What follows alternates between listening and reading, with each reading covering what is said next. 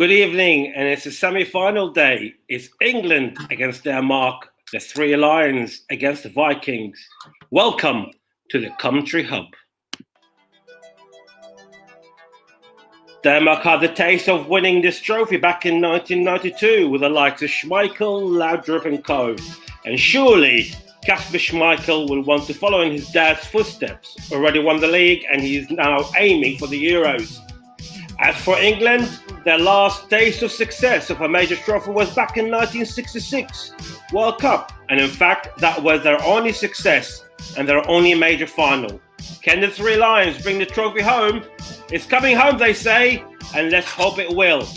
I'm your host, Joe Kane, and in about 15 minutes or so, we shall be handing over to our match commentator, JB, who will be with our main guest today, the ex-Arsenal, Middlesbrough and Sunderland player, Justin Hoyte, with live coverage of this match. But before that, with me today to discuss England's chances are Russ Vernon and Nicholas Jones. Good evening, gents. Good evening, John. Good evening. Russ, I'll come to you first. Yeah. England have done very well in this tournament, and Harry Kane is back to his best in the last couple of games. Can England fans seriously start dreaming of winning this trophy? Or is it not as straightforward as it looks? I think we can start dreaming. We're the only team in the competition yet to concede a goal. Whether Southgate is picked, it seems to have where there's been a lot of chat on the social media as if to say that Southgate's got it wrong. He shouldn't pick certain players for certain games. But yeah, I think he's got it spot on so far. Everyone seen that he's got it spot on so far, and he's worked. And one question that people have asked is, can Declan Rice and Calvin Phillips play together? And in this tournament and throughout the matches leading up to this tournament, they've proved they can work together. And it has been working, and I can see it working tonight, and hopefully, if we do get through, working on Sunday as well. Nicholas, it won't be easy for England tonight, wouldn't it? I mean, the Danes got to the semis on credit, haven't they? Well, what are we expecting from them tonight? Yes, they certainly did get through on credit. I'm personally expecting them to be a real thorn in England's side this evening, John. I mean, they've got the likes of Braithwaite, Dolberg, Damsgaard, even Thomas Delaney, Pierre-Emile Højbjerg, Joachim Mæhle, Jens Striger, whole host of really good players in the team. Plus, they've also got Kasper Schmeichel, the son of Peter, as you mentioned at the start of the programme. So Denmark look a real threat. Thank you, Nicholas. I'm going to bring in JB, our match commentator for tonight's game. Good evening, JB. Hello, John. Hello, everybody. Yeah, not bad, thank you. JB, and of course, our guest today is Justin Hoyte. Good evening, Justin. Good evening. Guys, just quickly, if you just run over the teams for both sides today and give us your quick views on is this the right formation for England to win tonight and the Euro, maybe? I'll start. I think Phillips and Rice in there could be an insurance policy in the back four, because you've got Braithwaite, Dolberg, who's been in terrific form with 3 goals already in the knockout rounds, and of course Damsgaard, who scored a goal or two. They've scored more goals than England as well. Let's not forget. So I can see why Phillips and Rice are in there, although I criticised them in earlier games. I think Saka's a bit of a surprise considering how well Jadon Sancho played the other night. But the other players really picked themselves, and there's Grealish to come off the bench, Foden as well. And also, I'd like to see at some point, I'd love to see Jude Bellingham try and do his stuff in the middle of the park. I really do rate Jude Bellingham, young lad from Birmingham. Denmark, of course, familiar names that play in the Premier League. 2 from Southampton, Investigator and Højbjerg, who can, on their day, be very good players. Schmeichel, we all know about his heroics in the cup final about a month and a half ago. I think this is, people have been saying to me all day, John, that football's coming home, but I'm not so sure, because this Denmark side as Nicholas has alluded to many times throughout this tournament, has been a very tough nut to crack. So this is not going to be an easy test for England. And just to throw in one cautious stat, guys, that the last meeting between the sides was back in October in a Nations League group game. Denmark won it by a 0-0. Christian Eriksen with a penalty. Indeed, Christian Eriksen, who sadly, of course, had to be resuscitated in the first game against Finland. Justin, this incident that happened with Christian Eriksen, which gladly that he's still with us, well, it seems like it's going to affect his career by the sound of it. But surely that actually gave an extra, shall we say, boost for the players to do it for the Christian as well as for their country. Yeah, it was an unfortunate situation, unfortunate thing, and what happened to him. And as you say, and you probably can see by their performances, it's given them that extra bit of motivation, extra bit of drive to go out and win games. You know, for Eriksen, he was a major part of their team, the captain and the leader of their side. So for sure, it's given them an extra bit of motivation. And even in the games now, you can see that they're not going to be an easy side to play for England. It's not going to be an easy game. That's for sure. But it's really unfortunate what happened to Eriksen. No, absolutely. And just quickly, Justin, I mean, regarding the England team, as JB stated, he's surprised that Saka's come back and stuff. Maybe like Jadon Sancho, maybe he would have been probably the best person to be in the starting lineup, considering that they saw continuity from the Ukraine game. Or am I mistaken in that point? To be honest, I feel Saka done really well when he played. It was unfortunate he didn't play in the last game. Probably if he was 100%, he might have played instead of Sancho. So I feel he's done in the last game Saka played. I feel he done a lot more than Sancho, and I think that's why Gareth Southgate has gone with him. I think he kind of saw what he'd done when he played and what he brings to the England side, and I feel he brings that a little bit more to what Jadon Sancho kind of does. And you know, unfortunately, Sancho wasn't that much effective in the last game, but I'm sure. If England are down or, you know, later on in the game, he's such a huge player to bring off the bench, and I'm sure he's going to cause Denmark defenders a lot of trouble if he comes off the bench. That's a great asset to have for England. Absolutely. Russ, England got quite a lot of qualities, haven't they? I mean, it's not just the players who are actually on the side today, on the starting 11, but we look at the subs, and if things go wrong for England, England have got the enough subs to able to change that game. They have, yes. One surprising thing for me is, and I'm not sure if Justin does agree, because yes, I know Rashford can play through the middle, but mainly last few weeks and last few seasons he's played mainly out wide for Manchester United.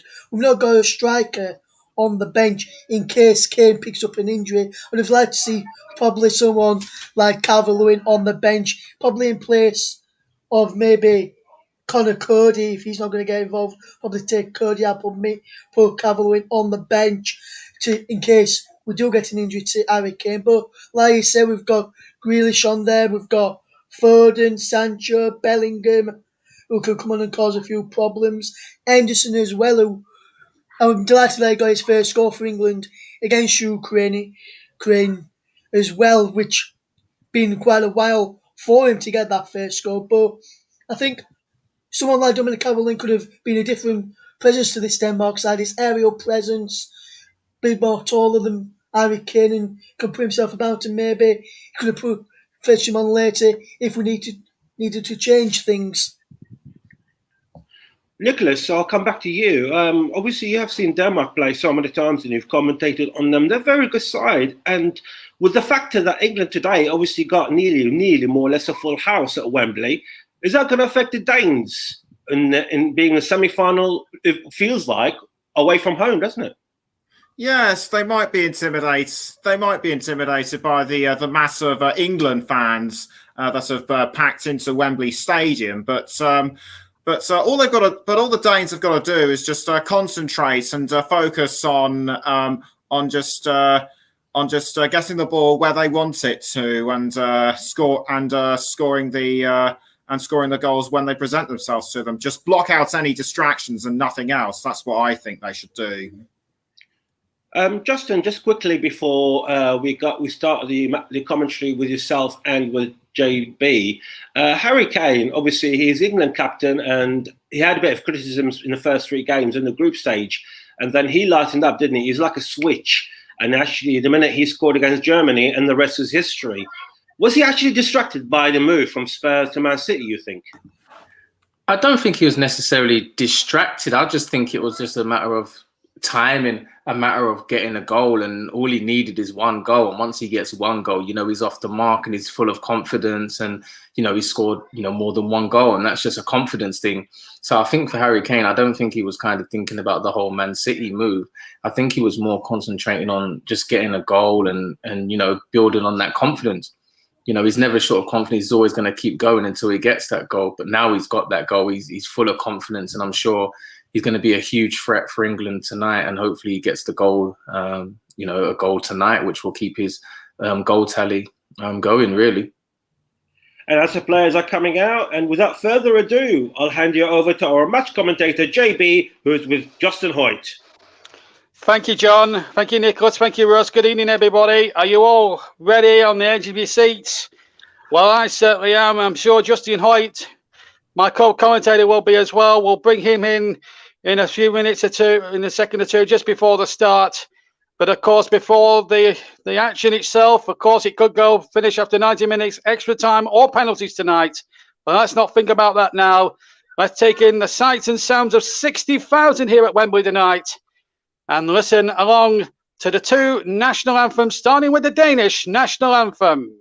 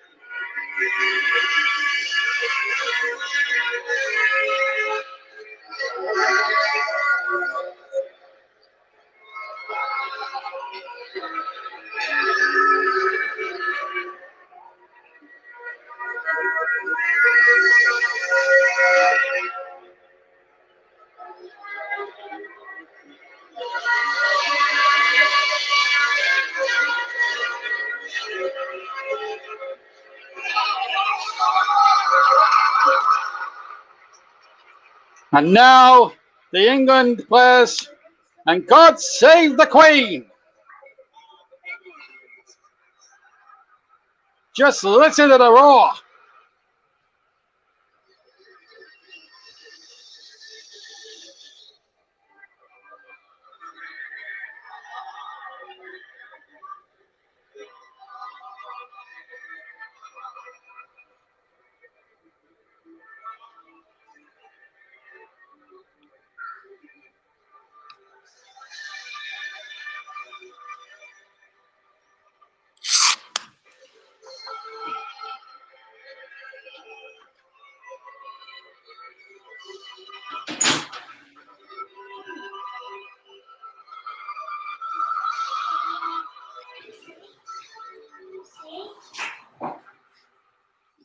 A roar to beat Noah, but that is for certain.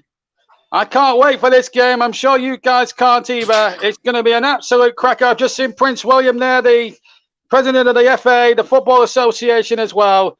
It's going to be an absolute cracker. Right, I'm sure you want to know the team lineups in more detail. Let's give you them first, starting with England. Jordan Pickford of Everton starts in goal. A back 4 tonight of Kyle Walker of Manchester City, John Stones of also Manchester City, and then Harry Maguire and Luke Shaw, both of Manchester United. Maguire, the second centre-back, and Luke Shaw, the left-back.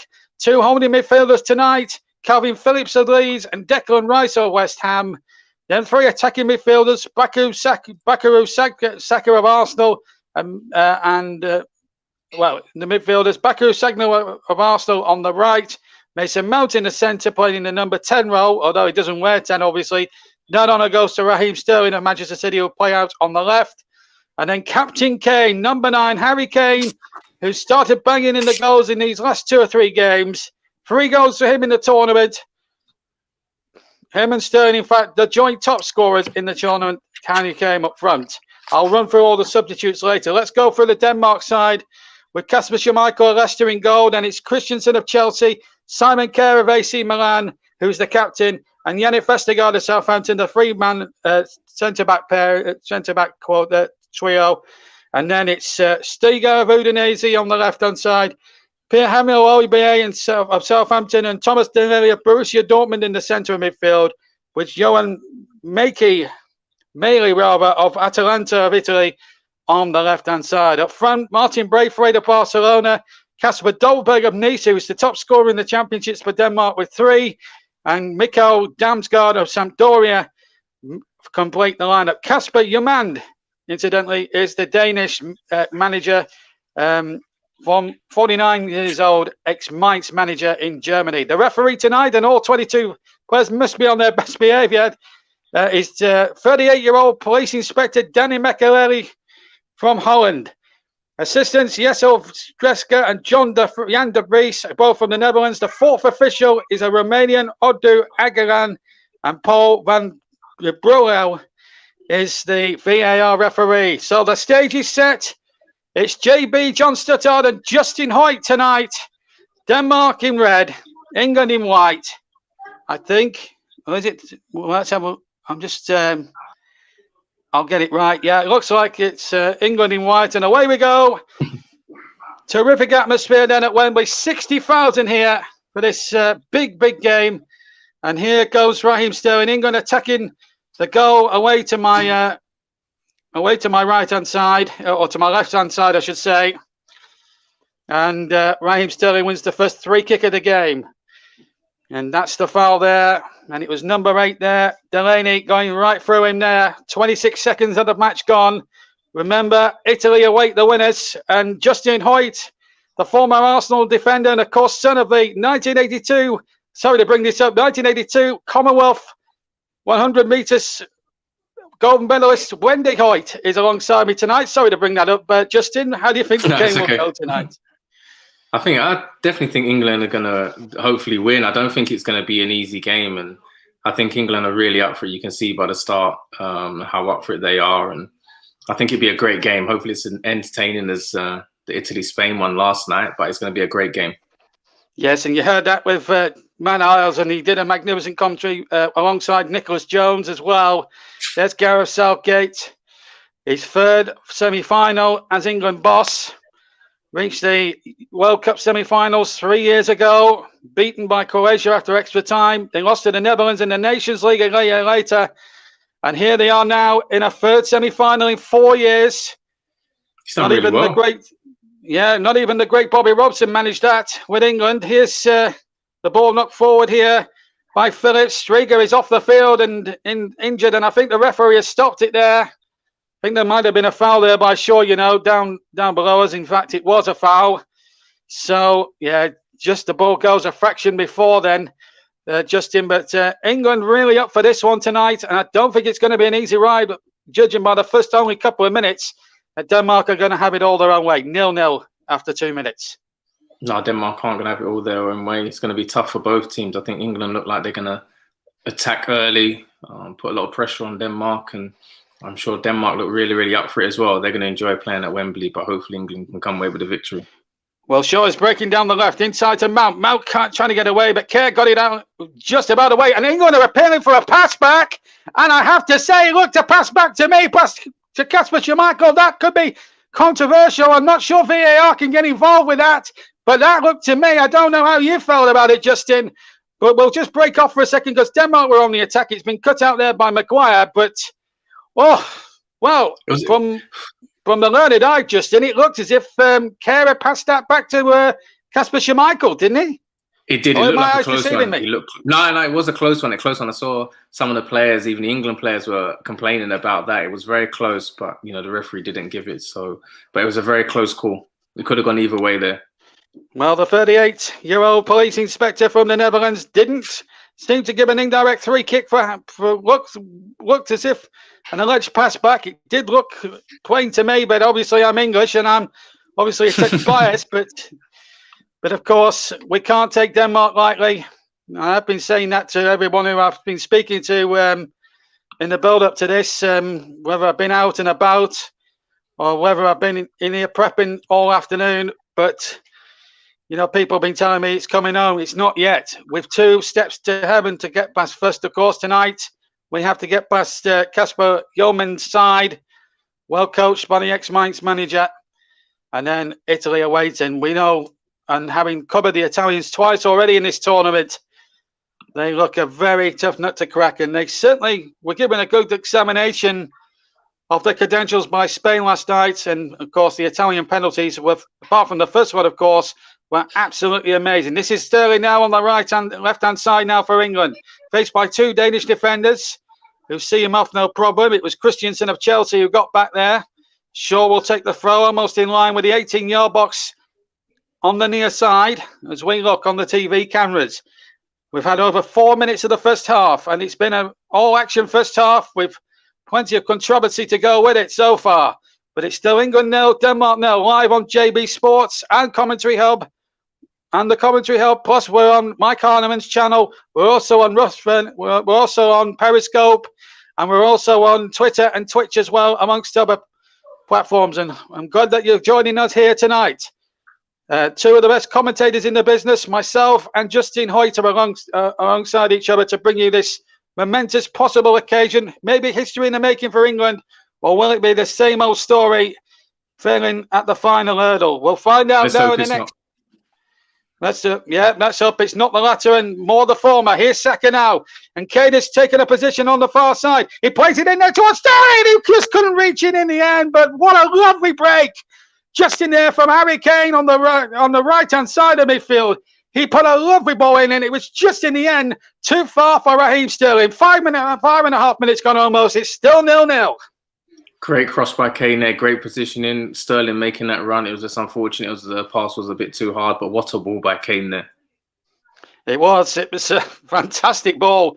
And really, we were criticising him, Justin, a few weeks ago for his lack of invention in the earlier games, especially against Scotland, where at the end, as you remember, with that rant, I went absolutely to town on him. But I remember that, yeah. But since then, Justin, he's really grown into his own, and he's really produced it when it really counted, especially against the Germans. That goal, I also presented that game against Germany, and I think the weight of his shoulders was lifted from that moment on, didn't it? Yeah, 100%. And I mean, you can see the relief in his face once that ball hit the back of the net. It was such a relief for him, and he was buzzing to get that goal. He's not looked the same player since.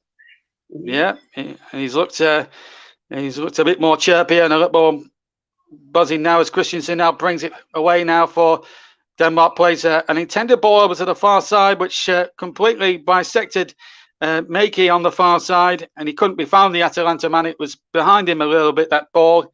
The idea was okay, but the execution, I'm afraid, wasn't so. As we look there at Gareth Southgate just taking a sip of water. I've got Coke tonight, Coca-Cola that is, and they are one of the official sponsors of this championship. So at least I'm drinking the right cola tonight. Anyway, here's Harry Maguire. Yeah. Anyway, here's Harry Maguire now to Raheem Sterling, left-hand side here for England. 7 minutes gone, and here's Sterling again to the byline. He's up for this one tonight. Almost a good ball towards Saka. Only half away. Shaw crosses in. Slow to Saka. Can't find Kane. But England now laying siege to the Denmark goal. Rice now for England, and they're having to go backwards a little bit here. John Stones in possession to Harry Maguire. How his confidence took a huge boost with a brilliant headed goal in Rome on Saturday. And here's John Stones again. And at the moment, England just slowing the pace down a little bit and just trying to force Denmark into the corridor of uncertainty. As Damsgaard tries to break away from a cul-de-sac. Finds Delaney now over halfway, and that's a good ball out towards number 5, Meki. Tangling there with Kyle Walker. And a good, strong challenge there by the man born in the steel city of Sheffield. Started his career, of course, at Sheffield United. Made his first Wembley appearance in a playoff final, would you believe, against Burnley. And I must confess that Burnley are my team, and we beat them 1-0, and Kyle Walker ended up in tears that day. But I think he's had a few teams. He's had a number of lovely days at Wembley since those days. Here's Saka now on the far side, trying to keep it in play, and just can't succeed in doing so. So we've had 8.5 minutes gone, and your thoughts early on about the England performance. It looks really all action, and they look, I have to say, Justin, they're absolutely bang up for this tonight, aren't they? No, they're really up for it. You can see early on, they're going full, front foot, looking like they're attacking. They're getting Sterling on the ball early. Kane's getting on the ball and creating chances, which is great for England. But no, it's a great positive start from the team. And hang on a minute. It could be a chance here now. Oh, good defending there from Kyle Walker, because I tell you what, Dam's guard is no slouch with pace, and Kyle Walker had to run like 100 meters sprinted there to get back, and in fact used his strength there. I don't think your mum in her running heydays would have used a strength like that, with all due respect, but she was a very good runner in her day. I've been reading up on her actually on YouTube and Twitter and things like that, on Wikipedia. I have been doing my own work on YouTube. Yeah, she was quite fast. Yeah, not as fast as me, but yeah, she was fast. At least she went to the Olympics. She must have been faster when that 100. She must have been faster when that not Olympic, but the Commonwealth Championships, Commonwealth Games gold medal way back in 1982. In the relay, yeah, it's a fast team. I watched it on YouTube the other day, actually. Yeah, the great David Coleman as well. Yeah. How we'd love to emulate. How he voiced a few great moments, sporting moments. But we've got the chance tonight, Justin and I, to commentate on. Hopefully, yes, absolutely. Sporting history being made, English sporting history. Our tennis players may have not got to the second week of Wimbledon, but our footballers have a chance to reach the final on the same day as the men's singles final, funnily enough, at Wimbledon. And I have to say, Justin, as England are just keeping possession at the moment, what a great boost to see 60,000 inside Wembley tonight. It must be a great boost to the country after the horrible 18 months we've had to endure. Yeah, it's amazing. I mean, having 60,000 fans in the stadium after what's gone on, people are just glad to be out and in stadiums. And it's great that England are doing so well. So it's giving everyone a bit of boost of motivation. And, everywhere's busy. Everyone's got England flags out. And it's just great to see, it's amazing. And I'm sure the players are going to thrive off that atmosphere in the stadium tonight. Yes, absolutely. Here's Saka now to Mount. Right-hand side, Robert. Saka again gets the ball. Finds Phillips. Now Mount again to cross into the penalty area, looking for Kane. But Simon Kjær got back there and did a very good defensive job. England aren't finished yet, however. This is Mason Mount now, the former Derby loanee, getting the ball back. Saka's there, and Mount has made a good positive run. And it's hit the defender, Vestergaard. And I think England have got a corner out of it. Indeed, they have. But again, good positive play there for Mason Mount. Great play by Mount there. That's what they need. Mount on the ball, getting in them danger areas and trying to supply assists and trying to get shots off. But now it's a great corner. Let's see what England can produce from this corner. Let's see what they can produce. 11 minutes and 40 seconds gone. Live on the commentary of via JB Sports and all the other social media platforms. England 0, Denmark 0. Second semi-final. The winners will play Italy in the final on Sunday, which you can also hear with us. The ball played in towards the near post. It wasn't a good ball, actually. Phillips trying to retrieve the situation, but he's been dispossessed, and now England could be susceptible to the counter-attack. And the ball not forward, and, well played there. The defender on the line, on the halfway line, I think it was Declan Rice who got there. Anyway, here's Kane. Here's Sterling now. 3 goals to his name. Can he make it 4 now? Sterling shoots! Oh, he's hit it tamely with his right foot. Oof. And straight into the arms in the end of Kasper Schmeichel will be relieved, Justin, that it wasn't harder than it actually was, because Raheem Sterling at the moment, given his form, you would have backed him to score 9 times out of 10. Yeah, that was a great position for Sterling. And they're the danger areas he likes getting into. And unfortunately, he wasn't able to find the corners there. But that's a great opportunity for Sterling. And Kasper Schmeichel was definitely happy that didn't find the corners. He didn't have to make a huge save out of that one. But they're the danger areas we need Sterling to get into. Absolutely. And this is the problem now. But this is where England can really make it pay. They're up against 3 centre-backs. And this is where England have really got to make their possession tell. Right, let's have a look quick through the substitutes, just in case you need me to, because We got two goalkeepers on the bench in Ramsdale and Johnston. They're irrelevant unless Pickford, by some miracle, picks up an injury. So the outfield subs are Jack Grealish, Jordan Henderson, who scored on Saturday, incidentally, Marcus Rashford, Kieran Trippier, the former Burnley player, now for Atletico Madrid, Tyrone Mings of Aston Villa, Conor Cody of Wolves, Jadon Sancho, now soon to become a Manchester United player, Phil Foden of Manchester City, Reece James of Chelsea, and Jude Bellingham, the former Birmingham youngster, now applying his trade in Germany with Borussia Dortmund. On the bench, I'll quickly run for the Danish bench in a second because Declan Rice is starting another England move up and in motion. Finds Luke Shaw on the near side, the left-hand side. Infield to Sterling. And here's Declan Rice again. Again, patient build-up from England. They're well on top in this game so far. No save of any real note for Jordan Pickford at the right-hand end of the goal to make so far. Kane tries the shot on the turn and just hits it over. But he's in the mood tonight, Harry Kane, and England certainly look in the mood there, Justin. Kane just in the end couldn't keep his shot down, although to be fair to him, it was quite a speculative effort. No, England are definitely up for this game. You can see it, and unfortunately Kane didn't hit that with a good enough shot. But now England are definitely on the front foot, and they're looking really, really good at the moment. Absolutely. Here's Schmeichel with a kick, right-footed up towards the far side. It's an English throw. With just coming up to 13 minutes and 40 seconds of the first half gone here. And it's been an action-packed, almost quarter of an hour, really. Plenty of talking points. And England have been dispossessed, and Phillips has been dispossessed. And there was the first effort from the Danes. It was Pierre-Emile Højbjerg of Southampton. And then Pickford makes a complete hatchet of throw out. And Braithwaite's got a chance, and it's wide. And I think he may have got a deflection, and Pickford apologises immediately, but that could have led to so much trouble for England now. What was he doing, Justin? That was ridiculous. I don't know what he was thinking there. This definitely can't happen, especially in this stage of the game and in this, tournament. You can't be making them kind of mistakes. I think he might have lost a bit of concentration or something, but that definitely can't happen again.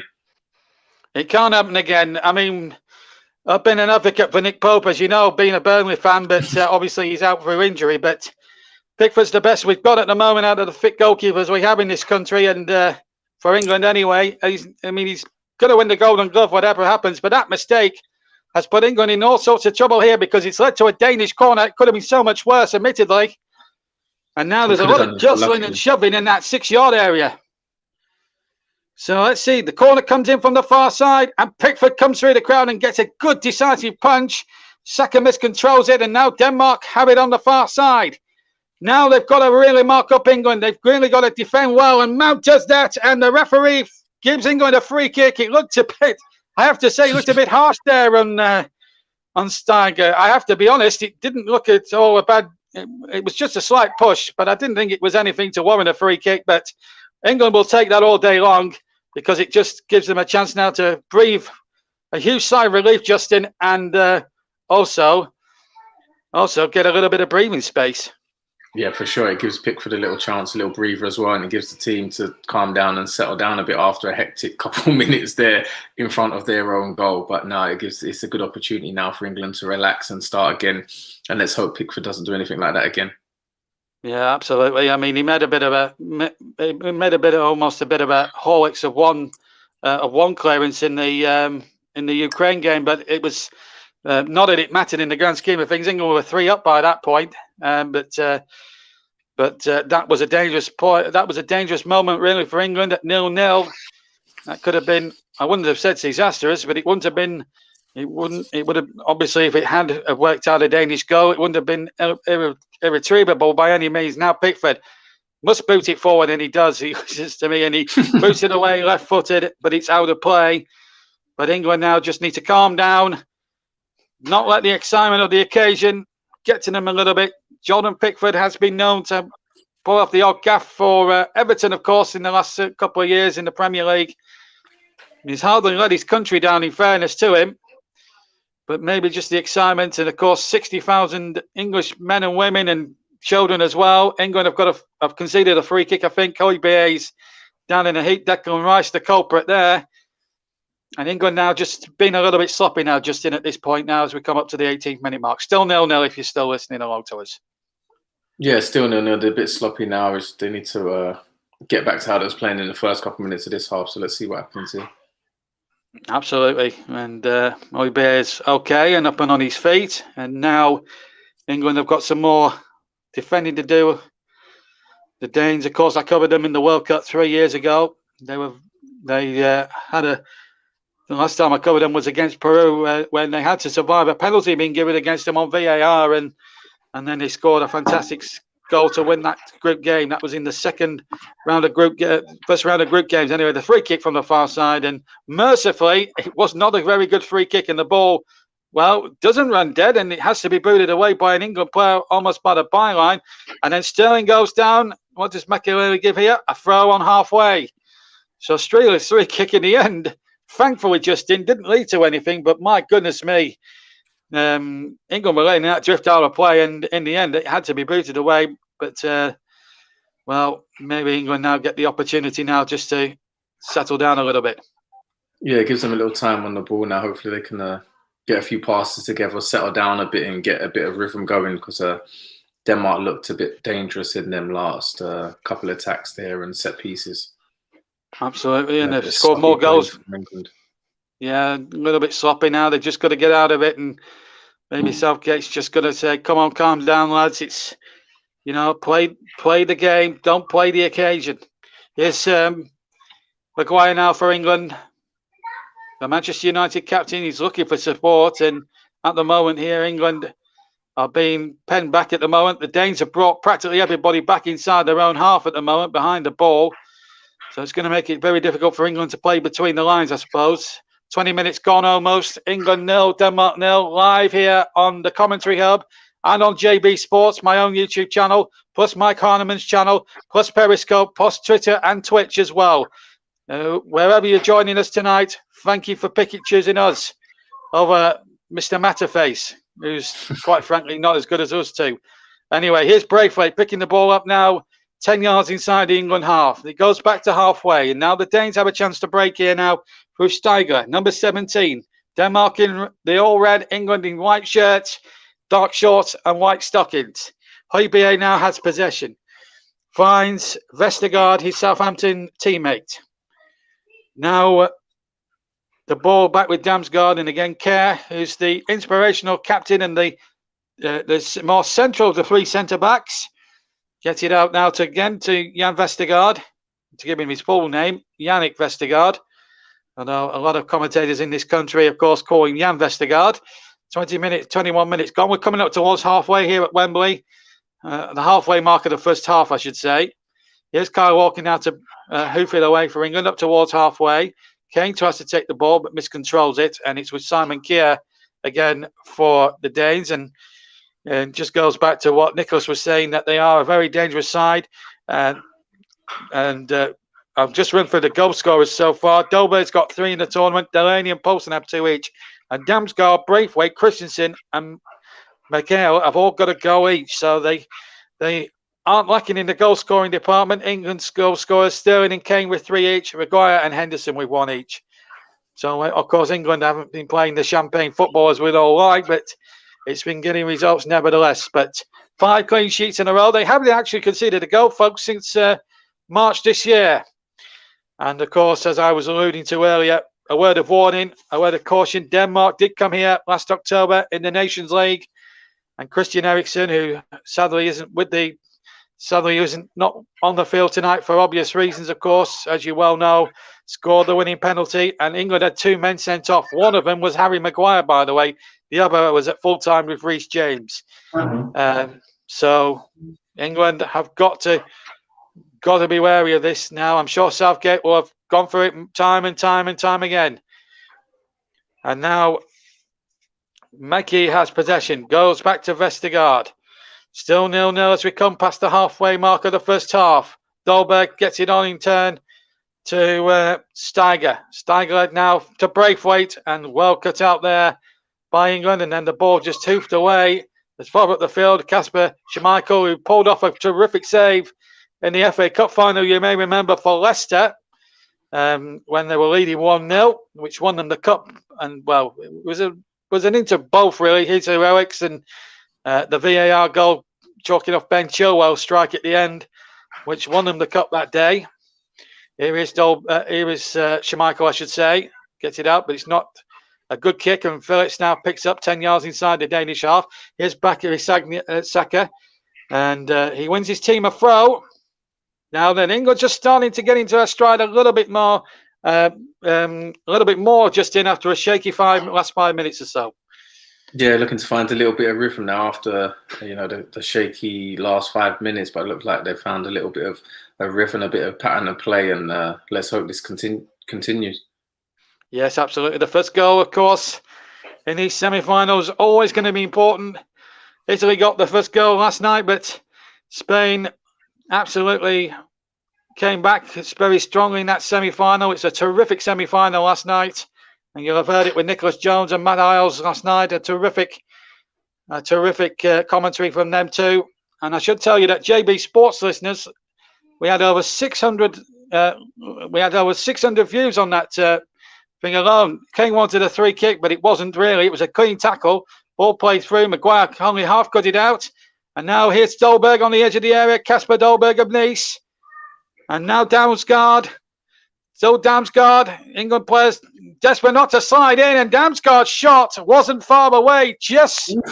Maybe just scraped the far post, the far right-hand post, but Kane wanted a free kick. But I have to say, Yannick Vestergaard did terrifically well. Justin, it was a very good tackle, and then Damsgaard's shot just maybe an inch or two past the right-hand angle of the post and crossbar. That was a great tackle. I mean, England fans were and Harry Kane and players were calling for a foul there, but it was probably a good call by the referee watching the replay. But it was very, very dangerous there from Denmark. Very, very dangerous shot there, and England really, really need to be aware and be defensively solid. Yeah, absolutely. Head-to-head. In terms of head-to-head, 23 games in previously. England have won 13 of them. Denmark have just won the 5 with 5 drawn, and England have scored 39 goals in those fixtures to Denmark's 23. England have got the free kick. Saka winning the free kick, looking to take it quickly, but I think England will want to just take their time and compose themselves. And Saka really getting involved there and drawing the foul there from the defender, from Mahi. So. Let's see, there's a 3-man committee over this one. What are England going to cook up here? It looks like Saka and Mount. It was a 3-man committee. Shaw's walked away. So it's Mount and Saka, the 2-man committee. See if Mount takes it. And it is Mount who chips it. Yes, it chips it in there towards Maguire. And it will come out now for England again. Stones finds Shaw. He's Manchester United to Man City to Man United in towards Kane. The England player was muscled out of it quite fairly by the 2 strapping centre-backs of Denmark. Now Phillips now to Saka, just behind him a bit, but Saka keeps it in on the far side. Does really well, but runs into trouble, runs into a cul-de-sac, if you like. And then the ball knocked away. Should be cut out by Kyle Walker, and is no problem at all. Good, disciplined defending at the moment. England now striding forward now. Looking for this breakthrough. Here's Sterling. Oh, my goodness. Raheem Sterling. What a poor touch. And the ball goes out. Again, as you were alluding to earlier with Pickford, just a lack of awareness and, as you say, concentration. Yeah, it's a lack of concentration there. He took his eye off the ball there. Probably thought it was going to be perfectly under his foot, but no, took his eye, and lack of concentration there by Sterling, and not a good look at the moment. Yeah, not a good look. That one. I'm sure. Well, let's see. Anyway, here's Dolberg. He was wrestled to the ground, according to Mr. McElhaney, the referee. And it's Mason Mount he wants words with here. And here it is, Dolberg getting away there. Well, I think it's a little bit harsh, I have to say. I think he's no elbow in that at all. I think Dolberg, I have to be honest with you, Justin, I think he plays for that. I think there's a bit of play acting involved there. 100%, and you can see it's more and more in today's game, but he definitely, personally, I think he played for that. Well, we saw examples of a bit of play acting last night and in previous matches, not involving England, of course. And I think that's the one area of the game that I think the authorities really need to stand stamp out. And I think this is one area that VAR need to cut out as well. Try and cut out, I think, because I am fed up. And I don't know how you feel about it, Justin, being an ex-defender. But I am sick to the back teeth of people trying to cheat or dive and try and con a referee by play acting to get decisions. Anyway, we'll come to you on that issue in a second because the Danes have a free kick up towards the far side of the area. There's a bit of pushing and shoving going on. And Mr. Makelele gives, what's he giving here now? What's he giving here now? I think he's giving a free kick here to, well, he's got the vanishing spray out. There's a wrestling match. Christensen going down. And I have to say, he went down a little easy as well. So another Danish free kick. We will come to Justin in a second because England now are in a little bit of peril. I think the referee has been mighty generous on two fronts. But let's see what happens here now. 29 minutes almost gone in the second European Championship semi-final. It's England 0, Denmark 0 for a place on Sunday's final, which you can hear on the commentary hub on JB Sports. We'll start the programme around about 7:15 on Sunday, incidentally. So Pickford now erecting his four-man wall. In fact, it looks like four in the wall plus one lying on the ground. It's dangerous on set pieces. Yeah, they're very dangerous on set pieces. Oh, they've shown why! What a free kick that is from Damsgaard! And England have paid the ultimate price. Although the Mahmoud Mustard sympathetic referee has led to that. And it's the Danes who take the lead. It's England 0, Denmark 1. And England now have to do it the hard way, Justin. What a free kick that was. I mean, I don't know if that was a foul, but what a free kick. I mean, I don't know if Pickford could have saved it. He probably couldn't, but what a free kick. Great technique by him. But now England definitely have to step it up now, and they're definitely going to have to do it the hard way now. But what a free kick. You have hats off to him. Great free kick. It's a brilliant free kick. England will point out, should it have been given in the first place? More the first one, I have to say, no. And then the second, did it deflect? No, it's gone right over the wall. And the ball is just too, I think it's just too good. Not even, well, Pickford gets a glove on it, but no more. I think it's too powerful, too fast for him. I'm not sure he could save that. No chance. Look at the Danes now. They're absolutely, well, the Vikings lead the Lions. It's not what we wanted. But now Harry Kane, I'm just saying there, come on, focus, he's saying. Focus. Half an hour gone. England 0, Denmark 1. This is not turning in as it was scripted by a lot of people tonight. Gareth Southgate's men are a goal down. And it's the first goal, incidentally, that England have conceded in the whole competition. And Damsgaard has now moved to 2 goals in the tournament. And what a setback that is for England. So now it's all the pressure's on England now. Denmark have got a lead, and they'll be quite happy to protect that lead, knowing that England must come at them now. But what a way to silence Wembley Stadium in the best possible way with a terrific free kick. But people will ask, Justin, if that first free kick isn't given for the Dolberg foul, that doesn't happen. Yeah, for sure. I think, the players and fans are going to be looking at thinking, was it a foul, that first one? But, unfortunately, they've given it, and now England have an uphill task now to try and even get 1 goal back, because Denmark will definitely defend for their lives now for the rest of this game, and it'll be very tough for now England. But let's hope they can do it. Well, let's hope they can turn this one around and get through and get to the final. Italy await the winners, of course, right here at Wembley on Sunday. As I say, it's a game you can hear live with us on the commentary hub and JB Sports and Periscope and Twitter and Twitch. Just exactly what you're listening to this game on, funnily enough, guys. So, well, it's not the start that we would have, not the first half we would have expected now. Now the England fans now have a part to play. They have the 12th man there. Now England have got to rely on their 12th man. And England now, they've got to think back how they would do this differently. Remember, Denmark won here last October in a Nations League game. That was via a penalty. Now, can they do what they didn't do that October night? And when, that's another poor clearance from Pickford straight to Dolberg. Now Braithwaite of Barcelona picks it up. England careless again. Steiger now playing the ball in, and luckily for England, Damsgaard misplaced his ball, and Pickford gets the ball. But again, careless again from the Everton goalkeeper. Very careless from him again. Unfortunately, he's had a few bad decisions in the first early on in this game. So hopefully he can calm down his nerves, calm down, settle down, and get back to how he was. This is a good run from. This is a good run here from Raheem Sterling down the left-hand side. The ball played in, just gets a deflection, which favours, I'm afraid, Denmark that time. But England have got to try and stay positive. They can't afford to make any more mistakes. A second one would really put their backs up against the wall then. So they have to come forward, try and get themselves an equaliser before the break.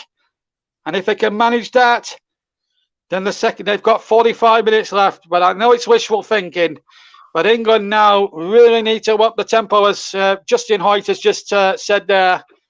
And he's our special guest tonight here on this broadcast. And John Kane, we'll be hearing from John Kane, Nicholas Jones, and Russ Burnham at half-time as well. And I'm sure Russ, above anyone else who's got very strong opinions on the game, as you well know, will have plenty to say about whether that should have been a free kick or not. But I'm sure what's nodding down is the free kick. But England get a free kick of their own, fouled by Delaney on Kane, 25 yards out, just to the left of the right of centre of the D.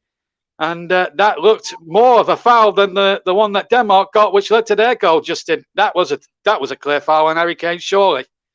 That was a clear foul on Harry Kane, more than the Denmark one there. So a great play by Kane there. So let's hope England can do something special from this set piece.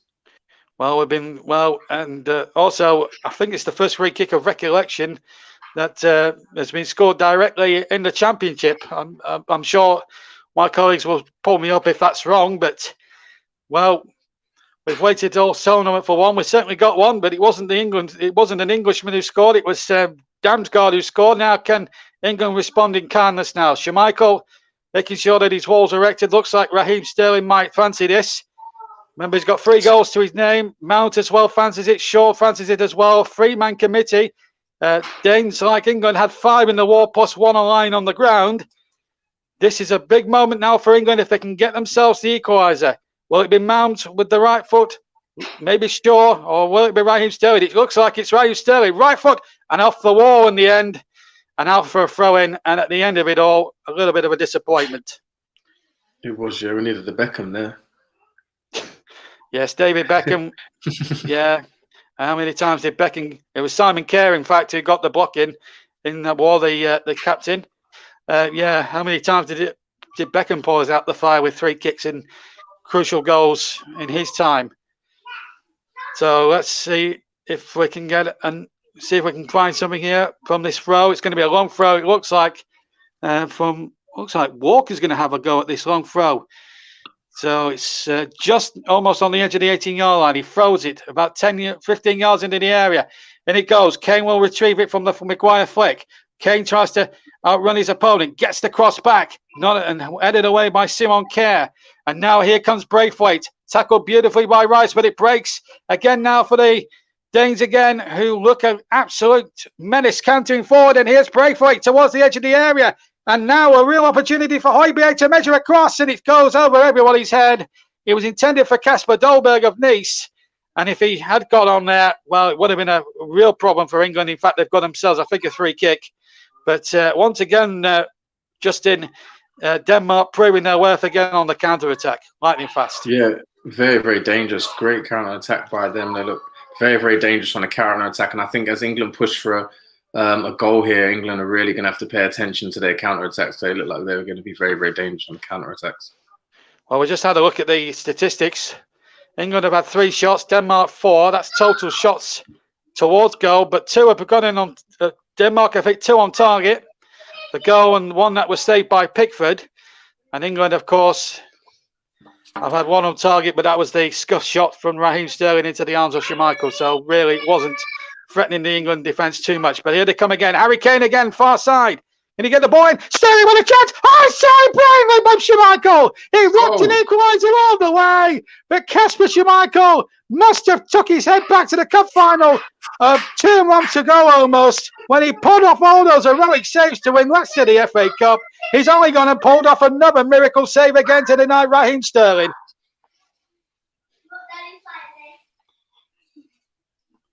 Well, can you believe that, Justin? What a chance.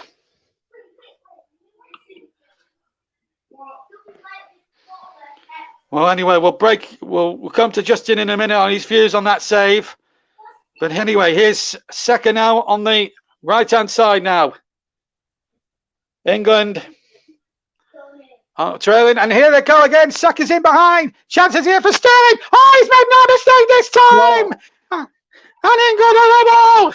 Raheem Sterling with his 4th goal for his country in the Euros. And England are back on terms.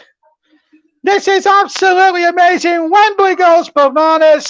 Gareth Southgate appeals for calm. Joy in the English fans. And Justin Hoyt, England are back in it. 1-1. Well done, England. Well done, Saka. And a great little tapping by Sterling. Another goal to his name. Great play, England. Well done. Let's go. Was he offside? No, he wasn't, Saka. No. And I don't think Sterling was either. That is a fantastic response from England. Just what they needed as well. And what a time, Justin, to score with, 6 minutes of the first half remaining? Perfect time to score. Just before half-time there. They're going to go in now full of confidence and great time in there to score that goal. Great I wonder if it's well, I have to say, I don't know what... I think it might be a Simon Kerr own goal. I don't want to take this goal away from Sterling, but I've just seen a replay, Justin. It looks like it could be a Simon Kerr own goal. Yeah, what about the Juniors Goals Committee? No, I think it's an own goal, actually. I think I'll check the stats later, but I think it looks like it's an own goal. So hopefully it's credited to Sterling, but, no matter what happens, own goal or goal by Sterling, it's still a goal, and England are now level. Yeah, we'll take anything, Justin, that's for sure. But we will. But the fact of the matter is England are level, and that's all that matters in the grand scheme of things. And it has been debited to Simon Kerr as we thought. And I think it has to go down as a Kerr on goal, I'm afraid. So unfortunately for Raheem Sterling, you stay on 3 goals, my friend. But it doesn't matter. I don't think he'll care too much. Who cares? England are level. Doesn't matter how they go in. England are level, and that's the most important thing. But they've got to be careful now because they've got some defending to do now at the right-hand end. And here is Steiger. Plays the ball back. The Udinese man.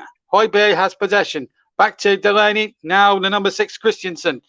Simon Kerr, the captain who put through his own net just seconds ago. 5 minutes or 4.5 minutes plus stoppage time to play before the half-time whistle.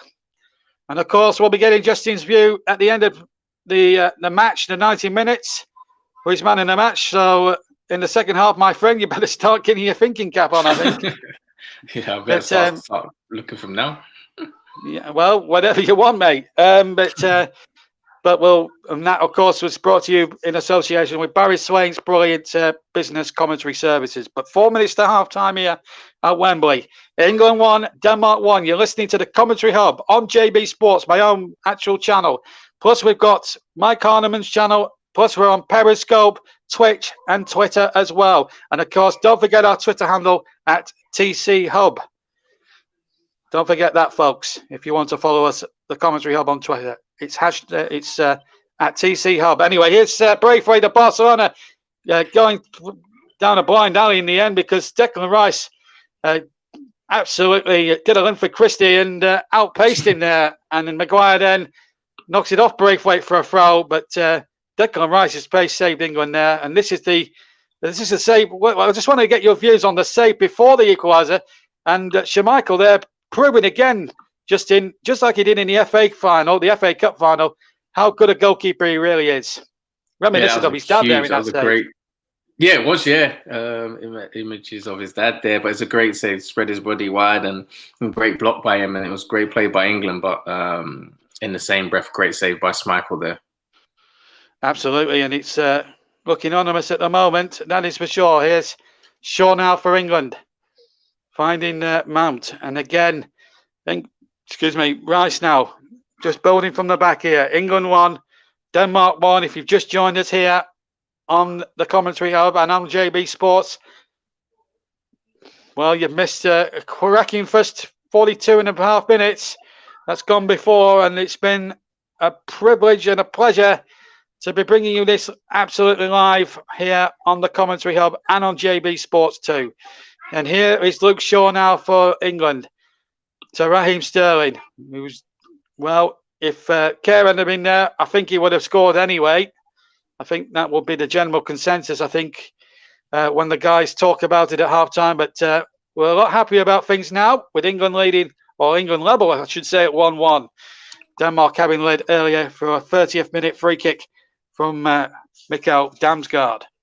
And here comes walking now to Saka. Of course, they've got the likes of Jack Grealish and Mason Mount and Jude Bellingham on the bench, Jadon Sancho as well, who looked very lively. As I said earlier at the top of the show, against Ukraine on Saturday. Of course, the winners play Italy in the final. They beat Spain 4-1 on penalties, or 4-2, I think, on penalties last night. Ball played in from the far side, kept in from Shaw. And Shaw will cross in from the left-hand side, and it missed everybody. He hit that cross so wildly and so hard as well. We're inside the last 90 seconds of normal time here at the end of the first half. Here's Shaw again, left-hand side. Mount is on the overlap. Shaw now goes in field, finds Sterling. Sterling again. Kane is offering support. And Kane again takes possession and plays it back to West Ham's Declan Rice. And here's Harry Maguire now on halfway. The Manchester United skipper, I should say. Here's Calvin Phillips, a championship player a year ago, winning promotion with Leeds United. And a year on now, could be on the verge of European greatness with England. What a 12 months he's had since winning the championship with Leeds a year ago. Here's Shaw to Mount, and Mount plays a lovely ball into Sterling, faced by Simon Kjær, and he plays it back to Kane. Kane thought about the shot for a second, tried to thread the ball through to Saka, but Simon Kjær was very alert there and got in the way and then hooked it out for a throw. So 10 seconds before the break here at Wembley Stadium. Now, we didn't get any stoppage time at the end of the first half last night, and I don't think we're going to get any. Any stoppage time here. We are into stoppage time. In fact, we only played 3 seconds or 4 seconds at the end of that one. So I sort of premonitioned that by about 3 seconds. So 1-1 at the break. Final thoughts from you at half as the players go off. Justin, how have you found that first half? I think it's been a quite entertaining first half. I think both teams have had some chances. Both ends. England looked very positive in the first 5 minutes. After that, they sort of lost a bit of confidence, and Denmark got into the game. But goal either side is kind of even at this stage, and it's great that England got back into it right at the end of the first half there. Yes, thank you very much, Justin. And can't wait for the second half now. 2 goals in 9 minutes. Damsgaard putting a free kick in after 30 minutes. But 9 minutes later, a lovely crossing from the right-hand side, put towards Sterling, put into his own net by Simon Kjær, has put England right back in business. It's all to play for, John, as we hand back to you with the scoreline here at Wembley. England 1, Denmark 1. Over to you. Thank you very much, JB, and thank you very much, Justin Hoyt, for the great coverage of the first half. Yes, indeed, it's England 1, Denmark 1. I know a lot of people were anticipating that it could have been an England win right from the start, but England has struggled a bit in the first half. And what a fantastic goal by Damsgaard. It's probably one of the best goals I've seen in a tournament so far. With me again, we'll come back to JB and Justin in about 12, 13 minutes or so for the beginning of the second half. But with me again is Nicholas Jones and Ross Vernon. Good evening again, guys. I'll come to you first, Nicholas. The first goal from Denmark with Damsgaard, you spoke about the dangers of the Danes before the game started. And even with the goal, without the goal, shall I say, that the Denmark actually were a threat. And they're a handful, weren't they? They certainly were a handful, even without the Damsgaard free kick, like you said. But my personal summarisation of Damsgaard's free kick was he was a very cool customer in front of the defensive wall. Just he knew what he was doing, and that proved it. But a bit of a rare schoolboy error from Simon Kjær, putting the ball into his own net. A bit careless, really, but I don't think he'll be too bothered about it going into the second half. Absolutely, Ross. It was a good start for England, wasn't it? It seems like they were controlling the game, and then we had few moments, don't we, from Jordan Pickford and a few others who seemed to have lacked of concentration a bit. And it probably didn't affect the goal that Damsgaard scored, but it was good to come back in level terms in the end because England did try, didn't they? They did. We've played well that first half and sloppy at times, but for me, that was never a free kick which led to Denmark score because Shaw never really touched the player, the Andreas Christensen. Christensen just fell over and, well, 10 up and away was a quality free kick, which was never a free kick because it was never a foul, and the referee couldn't see what was happening in that melee. He just saw Andreas Christensen fall down and, well, 10 up and away from Damsgaard, quality free kick. And, well, like we were saying, and with the England goal, a good play from Saka to stay on the shoulder of the last defender to make sure he didn't go offside, and he did very, very well to stay onside. And that's what I like. You see, some of the times you don't see a lot of players putting the balls directly across the face of the goal for any team, not just England or my team who has to follow Leeds, but any team really. And you see, and you saw today, Saka fizzed across that face of the goal, and you saw what can happen. If Simon Kerr didn't get there, Raheem Sterling would have done, and it would have still been an equaliser for England. But England, for me, first 10 minutes, we were better side.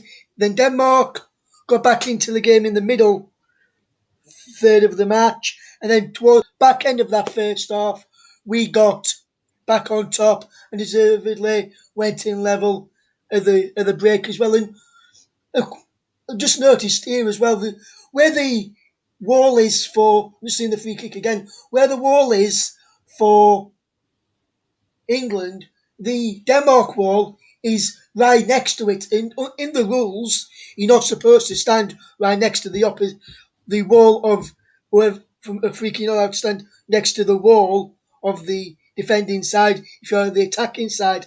And Denmark have been throwing where defending the free kicks, and this referee is not telling them to move away, which he should do in the terms of the law.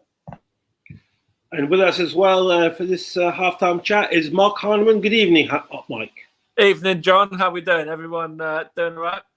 Thank you very much, Mike. I'll bring you in quickly on the point that obviously the Danes have scored and they have played well. Possession-wise, it's 40-60 for 40% to Denmark and 60% for England.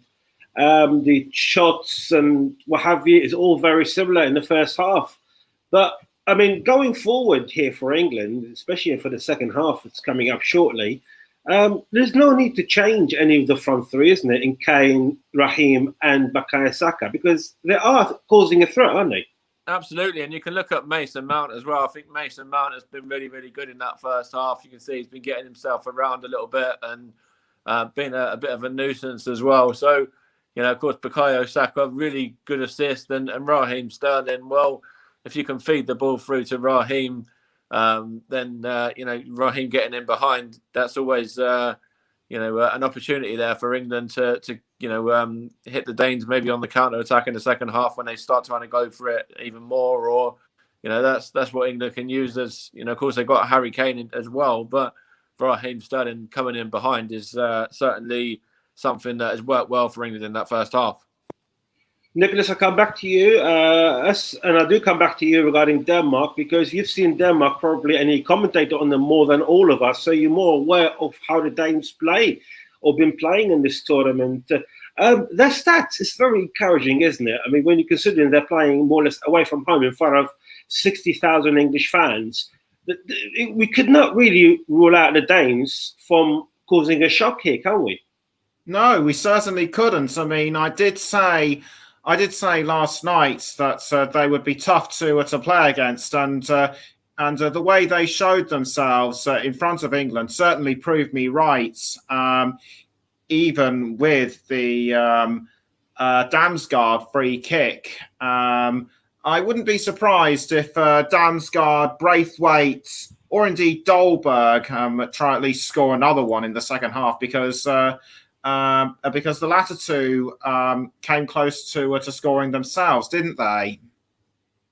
Absolutely. I mean, they did cause the England defence quite a lot of threat in Braithwaite and Dolberg. And Braithwaite, Russ, we've seen him play for Barcelona in the last season or two, and he seems a bit handful, isn't he? And very tricky as well against the English defence. Can the English defence more or less probably need a bit of advice, because they have a bit in a hitch or two, isn't it, in the first half from Maguire and co. Yes, but I think with that, Maguire and Stones particularly not coping well with Brathwaite in that not go well with Brathwaite in that first half. We can give credit to Kyle Walker. He has, when he's seen that Braithwaite's going behind Stones and Maguire at the back, you can always see Walker and Shaw getting back with their pace that they've got in behind and stopping him from getting in there. And Walker has done really, really well to get behind. And a couple of times, I'll probably make the listeners laugh as well as you all here today. During that first half, a couple of times, my dad, and I did it with him on the second time, when Walker's got back and made a great Charlie got back to make some great defensive clearances. My dad, and I did it on the second time with him, both shouted at the TV, "You'll never beat Des Walker," because my dad says, because I'm not old enough to remember seeing Des Walker play, but my dad says the way Kyle Walker's done to get back in behind, to get back to stop the strikers getting through on goal, even when they've had that extra yard of space, Des Walker used his pace to get in behind and that to get back and make the goal line defensive blocks, and that's what Walker's done today. So on the second time I did it with him, but the first time my dad just did it on his own, he shouted, and I did it on the second time, "You'll never beat Des Walker," and then oops, I mean Kyle.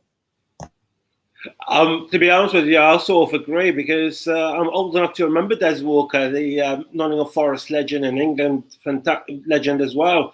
With the apart, of course, I remember him more for scoring the own goal in the FA Cup final night award for Spurs. So I'm either thankful for him, but he was a solid defender. He was absolutely a brilliant defender on his day. Of course, we just want to remind our viewers quickly that if England hopefully get to the final, or if they don't, we'll be bringing you here live commentary, 2 live commentaries, in fact, for the final on Sunday. The first one is through our commentary hub, and with JB Sports and Mark Hanneman's channel, and on Twitch and Twitter for the English version. And also we'll be bringing you live the final through JDAC Football on Arabic version. So if there's any Arabic listeners who are actually there who wants to listen to the Arabic version, please feel free. It's all through the commentary hub, but it's through different channels. So it's just for our viewers for the final on Sunday. And of course, we're hoping that the final will involve England. Mike, it's not over yet, and even though with the threats with the Danes, England are playing at home, aren't they? Absolutely, and if you look at that bench, there's plenty of quality on the England bench that can come on and make a difference as well. The likes of Jack Grealish, Phil Foden, Marcus Rashford as well. Don't count him out. The fact obviously he hasn't scored in this tournament yet or been the prominent force that people know him for, but England certainly have options there if the bench is when the bench is needed as well, because of course that will be gone to at some stage. But it's a real good game that's in the first half, and I do think when you look at that free kick, it was a fantastic goal from Damsgaard, and Russ kind of summed it up perfectly that it was Denmark coming to the game and they were on the front foot at that point, and the crowd has settled down a bit, and now the crowd are back with back with England. And the crowd is up. Hopefully the players can come out in the second half and perform and get the job done now. Nick, Denmark won this competition back in 1992. I don't know if you remember that, if you were born by then, Nicholas. But I wasn't. Just a quick check. But they're really up for it, aren't they? And they do want to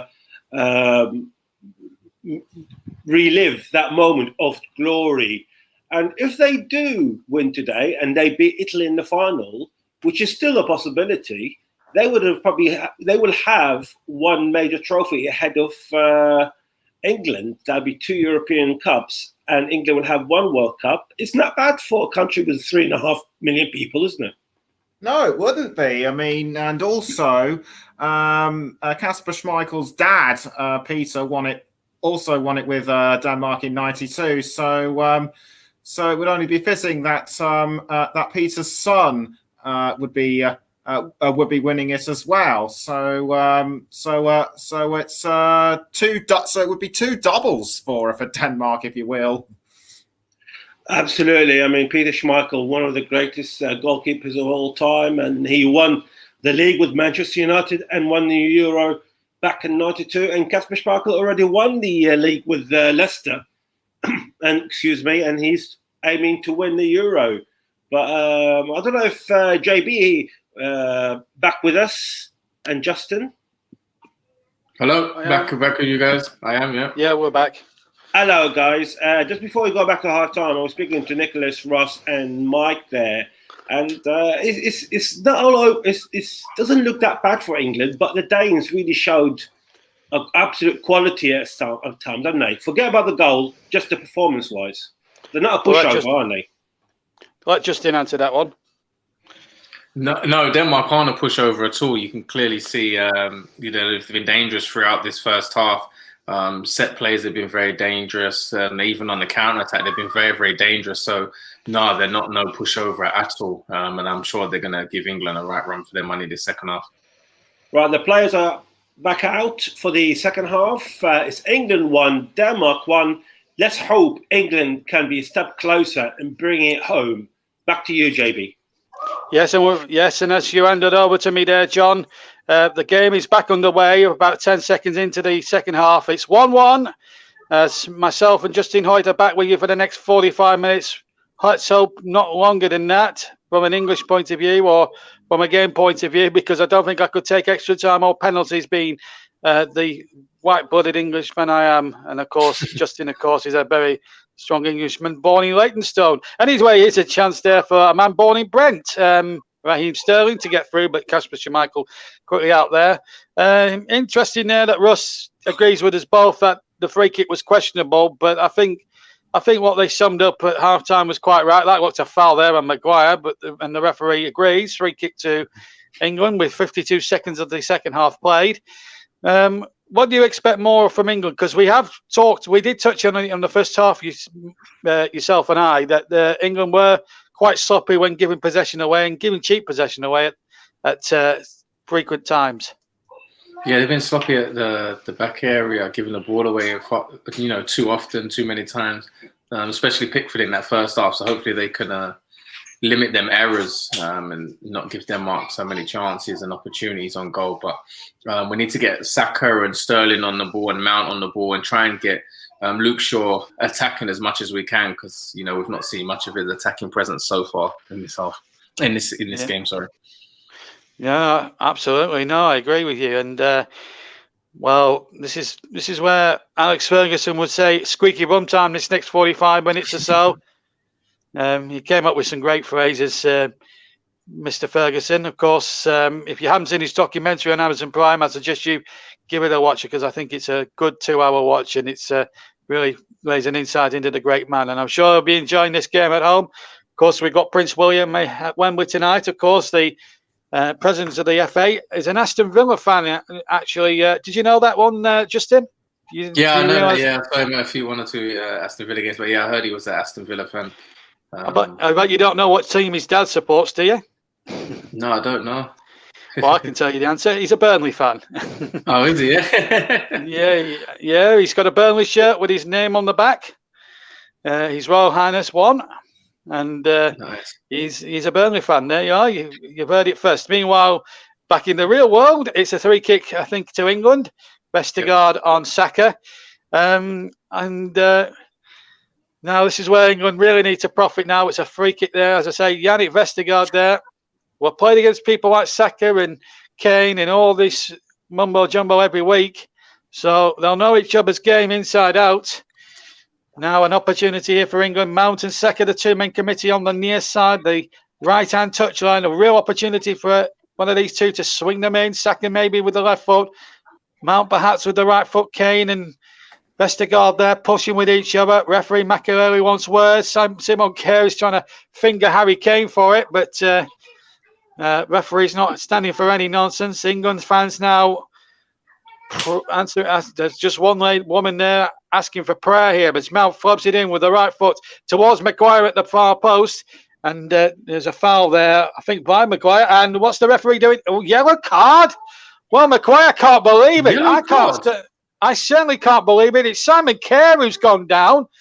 Now, I don't know whether he's play acting or what, and I think Maguire would do well just to shut up at this stage, but let's have a look at what happened. That's the ball coming in, and it's only it's a clash of heads. I mean, how can you give a yellow card for that? That's Maguire, quite clearly, Justin is attacking the ball, surely. Yeah, I mean, he has gone up with his arms, but you need your arms to jump. Maybe that's what the referee kind of thinks. He's gone up with his arms or his elbow, maybe. But no, that's a shocking decision by the referee. That can't be a yellow card. I mean, he's attacking the ball in the air. Well, he's gone to. I mean, I don't think he's intended to injure Simon Kjaer. I think we should point that out. No, he's not. It looked, and I think Danny Makelele. This is what annoys me with European referees, non-English refs. They're very eager to get the yellow card out, Justin. Whilst we're on the subject, I think we should all hopefully wish Simon Kjaer, hopefully Kjaer recovers and carries on with the game, because he's been a terrific player for Denmark throughout this tournament. We hope he recovers okay. I think that's the first thing we should tell you. But I mean, I can't believe that's a yellow card offence. I mean, you know, if we saw these incidents in the Premier League every week, I mean, they'd be showing 10 yellow cards for them sort of incidents every weekend, wouldn't they? There would be. But yeah, hopefully he's well and gets up and carries on. Just as you say, Dad, he's had a bit of the old. He's just had a bit of the old smelling salts, like the boxers use in the olden days. The old smelling salts. I'm going back to the days of Henry Cooper and Muhammad Ali and people like that. And when men were men in those days. Not that I can remember 1963, Henry's hammer. Happened actually in this very stadium, the old Wembley Stadium. And, yeah. Ali did go on to win that fight, although it wasn't a world championship fight. They did fight again 3 years later at Highbury, a ground that you all know very well.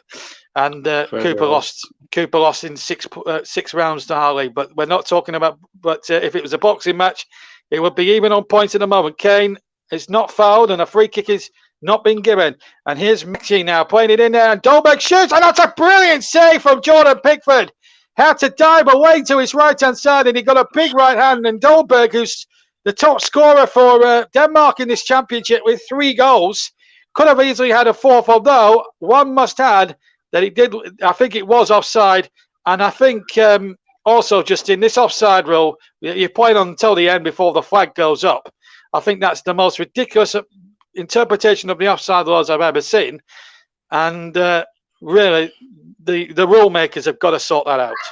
Yeah, they really have to. I mean, even for a player's point of view, and you're playing in the game, you think it's offside, but they're still playing. You never know. You have to keep on going. It's crazy, and I'm sure they'll be sorting out this offside rule, because I think it's confusing for even the fans to watch, let alone the players.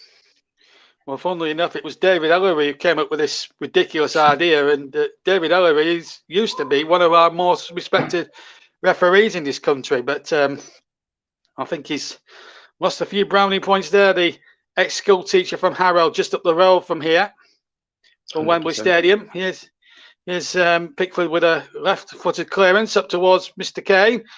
Now then, can Captain Kane come up with an heroic bit of intervention here for England this evening? 1-1 is the score. We played just over 52 minutes if you just joined us here at Wembley Stadium. And it's been a competitive game of football thus far, but still a long way to go yet. And here come Denmark. They are not here for sure to make up any numbers. Here's Braithwaite, turns it nicely. And here is it, Braithwaite again, far side, knocks a good ball in there. Pickford decided to punch. Maybe he should have tried to catch it. Wasn't a particularly good punch here, I have to say. And it's still putting England under a lot of pressure, because Thomas Delaney has picked it up. Delaney now gets the ball back, and then Højbjerg chips it out to the far side, but no more danger can come from that attack from Denmark. And Jordan Pickford well, he's got away with one there, but that save a minute ago was just genius, really, when you think about it. But yeah, I'm just looking at the replay again. Could he have? Well, he should have really caught that. He was under no great pressure. There was no Dane within 5 yards of him. No, there wasn't. Maybe he thought punching is the best idea. Maybe he wasn't confident enough catching it, but at least he got it, partially away from danger. But Braithwaite chipped it in. England have got it out, and now they could be on the break themselves. Sterling now, if he gets past the defender, this could be interesting. Now Sterling has possession. Kane is to his right. Kane has got it on the right-hand side. Saka and Sterling wait in the centre. Kane needs to hold up the ball, and he's drawn the foul, I think. Yes, he has. Free kick to England.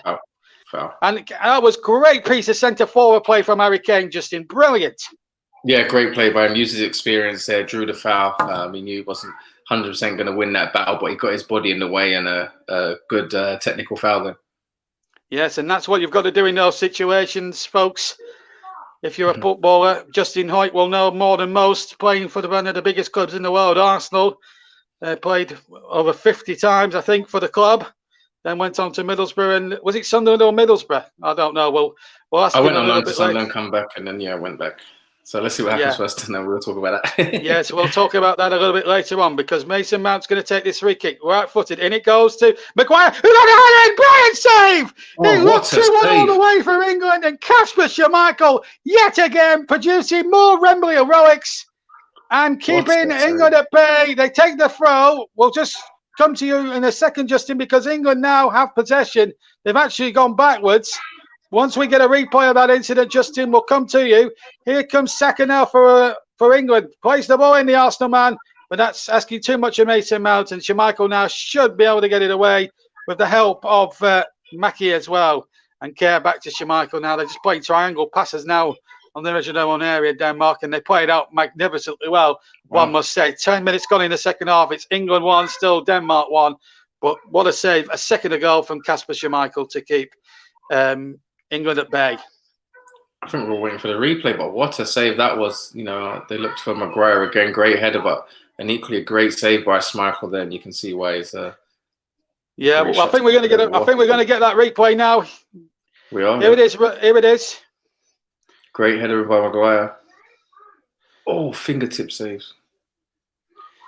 Well, that was the sort of form. I don't know if you saw the cup final back in May, Justin, but he was performing miracle save after miracle save in that game, and now he's just performed off 2 magnificent saves either side of half time.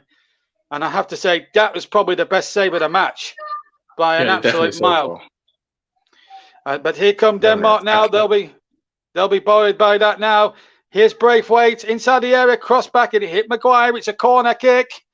56 gone here on JB Sports and Commentary Hub and Periscope and Twitter and Twitch and Mike Arneman's channel. It's England 1, Denmark 1. If you're enjoying it at home, I hope you are. And I hope you're not too nervous. Well, we are. We're a bit nervous now because England have got some defending to do because we've got a Danish corner on at the moment. The Denmark fans are believing again. England 1, Denmark 1. As things stand, we could be going to an extra half hour's extra time. One hopes that isn't the case. But because I can't really afford any more nervousness. 56 minutes gone then. Here comes the Danish corner. In it goes to the 6-yard area. Maguire all day long getting in the way, but only as far as Makey again. And now the ball out towards the far side. Can they tee up across? They can. The ball looks out. The flag has gone up. The ball had curled out and then back into play. And England survive. It's still 1-1 with 57 and a quarter minutes gone.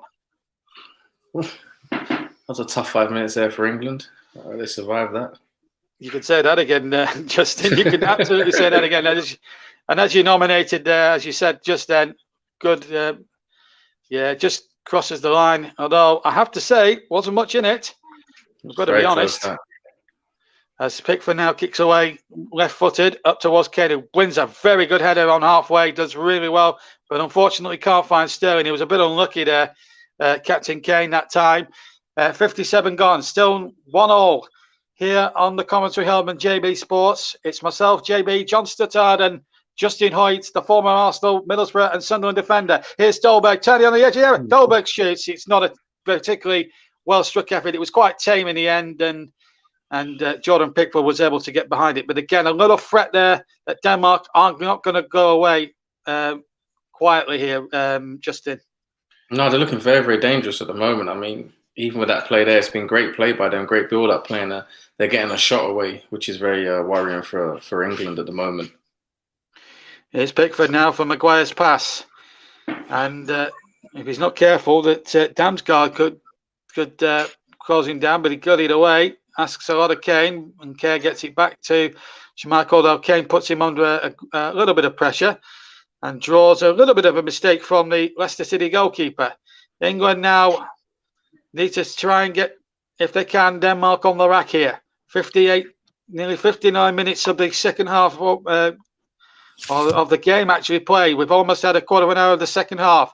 England have it. Far side. Sterling again. Saka waits in the middle. Oh, good overlapping Brandon Shaw. And the ball across. Oh, he just needed a tap in. And I think the ball crossed the line. I think the referee, is giving a corner. And it nearly was an own goal, I think, from IBA. I'm not quite sure, but Justin so near for England.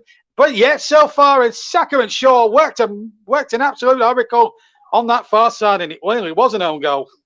We definitely need to get Shaw. I said that in the beginning of the second half. We need to get Shaw attacking more and more in this game because he's been dangerous. But let's see what happens in this corner. Here comes Mount's corner towards Maguire. Kane is lurking.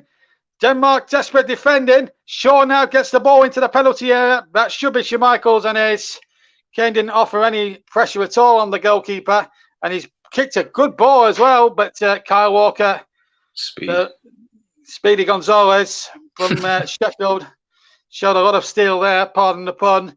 We've now played an hour of the game, and still the game deadlocked. Half an hour plus stoppage time to go. If it's still level, incidentally, ladies and gents, we will be going to extra time, and maybe if it's still level after that, you know what's going to come now, folks, the dreaded penalty shootout. But if we get that far, we will explain all that if and when we get that far. It should still go either way in this next half an hour.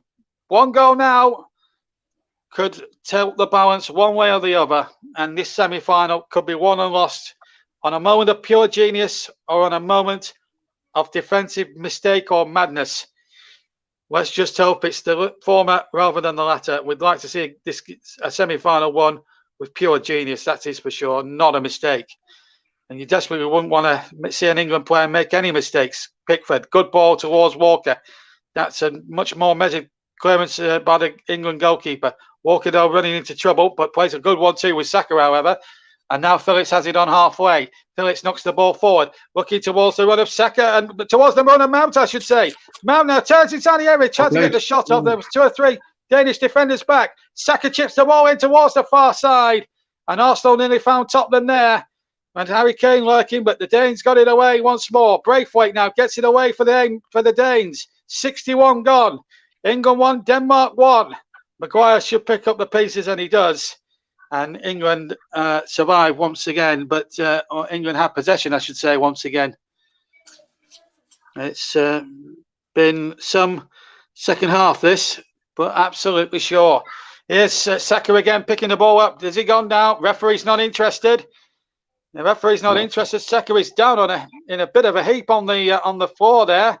And then no foul there by Calvin Phillips. The Danes were looking around hoping for a free kick, which wasn't given. Sterling in possession for England. Shaw's on the left-hand side now. As England now stroll towards the Danish penalty area. Danes with about 5, 6, 7, 8 back. And Kane now takes it, the England captain. 62 minutes gone. England 1, Denmark 1 on the commentary hub at JB Sports. Mike Kahneman's channel and Periscope and Twitch and Twitter. And Sterling almost got it through there. Kane now has possession, edge of the area. Tries again to draw a free kick. Referee's happy to let that go on. Here's a chance for Mount. Can't thread it through the eye of the needle. Well played, Pierre-Emile Højbjerg. Gets it back to Kasper Schmeichel. Now England... Well, a big half an hour in store now in this game, plus stoppage time, of course. We've got less than half an hour, I should say. We've played 63 of the 90th minute of the 90 minutes plus stoppage time. England 1, Denmark 1. Phillips now, the Leeds United holding midfielder. Will England now at this stage be looking for substitutions? We'll get Justin Hoyt's view on that in just a second, because England are now attacking with Sterling into the penalty area. Saka is there, can't feed it off. The shot comes in, and it's well covered there by Kasper Schmeichel. It was Mason Mount with the shot just to the left of the D, and well held by Kasper Schmeichel in the end. And Denmark survived that little onslaught. They did, yeah. It was good play by England. Denmark looked like they couldn't get out of their half there, but it was great play by England. Kept him in there, pressed up high, won the ball back, and kept on attacking, which was great. And like you said before, I think I saw during that attack there, England looked like they was going to make a substitution. I saw one of the players run down there, so I'm sure Gareth Southgate's due to make a change. Yeah, well, speaking of substitutions, Justin, it looks like as if Denmark are preparing two. One is Vass, number 18, and number 20 is Poulsen. And in fact, there's three of them. Yeah, you're quite right. Three changes, yeah. So it looks as if Denmark are going for the jugular here. They're going to play three jokers in one, because just to remind you of the substitutes rules, in case you don't understand the rules, that they do have 26-man squads for this championship. And, well, Damsgaard is coming off. That's one of the subs. And is it Damsgaard coming off? Yeah. So Poulsen, number 20, is coming on. So he's on. So that's the first change sorted off. Youssef Poulsen. He's a dangerous customer as well, of course. So Mikkel Damsgaard is off. That's what it's been confirmed by UEFA, by the way. Although it looks to me as if he's... Well, it looks as if he's going on, staying on, unless he's going off. I don't know. Well, he looks like he's staying on, no? Well, answered on the postcard, everybody. I don't know what's going on here. I've been watching football for over 30 years, man and boy, and I've never in that time. That's Christensen. Well, Christensen's definitely one of those going off, or he's going off to receive treatment. There was a stretcher there, but there's a lot of confusion here, folks. If you just joined us, UEFA have absolutely sold us a dummy here, because we thought Damsgaard was being replaced by Poulsen. There's all sorts of commotion going on with the fourth official from Romania. It's no one knows what's going on right now. So no substitution. I've got to retract my statement from about 3 minutes ago. No substitution has actually been made. We're into the 65th minute, and we've had a right cock up with the fourth official there. But I'm sure it will get sorted as Schmeichel boots a big long bomb, which Maguire miscontrols, but he finds Kyle Walker, however, very fortunately. So well, I'd like to get everyone's opinions. Of course, keep your comments. If you are commenting tonight, please keep your comments clean. We are a family program, and that's a serious statement to make. It's not funny by any means. We are a family show, and we want everyone of all age group, of all sexes, to enjoy what we have to offer. Now, can we clear up the substitution chaos? Jack Grealish looks as if he's about to come on. That's probably a very good move from Southgate. So let's have a look. So number 20, Poulsen, looks as if he's replacing Steiger, is it? No, it's Daniel Vass. Now I'm getting confused. No, it's Daniel Vass, number 18, who's replacing Steiger. Okay, right. Well, that's one substitution down, 2 to go. Now Damsgaard is being replaced, and Youssef Poulsen is replacing him. So there we go. I think what's happened here, I'll just confirm the third one before we get to the bottom of why that happened. And number 12 as well is coming off, Kasper Dolberg, and Norgard is coming on. Norgard, number 15, is going to come on. Right. I think what's happened was, I don't think the fourth official, from my reckoning, Justin, was ready for the substitutions. I think that's what caused all the confusion. I just hope he doesn't confuse things on the Jack Grealish substitution that's going to happen in a second or two. Anyway, here's Saka now inside the area, and Denmark in all sorts of knots at the back, but they've got away with it just about. They hoof it away towards the far side, and Maguire now intercepts them halfway. England now have got just shy of 23 minutes. We've played 67.5 minutes, so we're midway through the second half of this game. Can England find that breakthrough and get themselves back here on Sunday to face Italy in what would be a real heavyweight contest? A poor cross from Saka, wildly out of play. and a goal kick to Denmark. And here comes the Aston Villa man, the talisman, who changed the dynamics of the game against the Germans, Jack Grealish. And he's getting a huge reception from the England supporters. And he's certainly the people's man. And I think Saka could be the man being withdrawn. He is. So, I think so, yeah. Saka replaced by Jack Grealish, who, of course, I'm just trying to think what he wears number 7. He usually wears 10 for Aston Villa, but he's wearing number 7 now.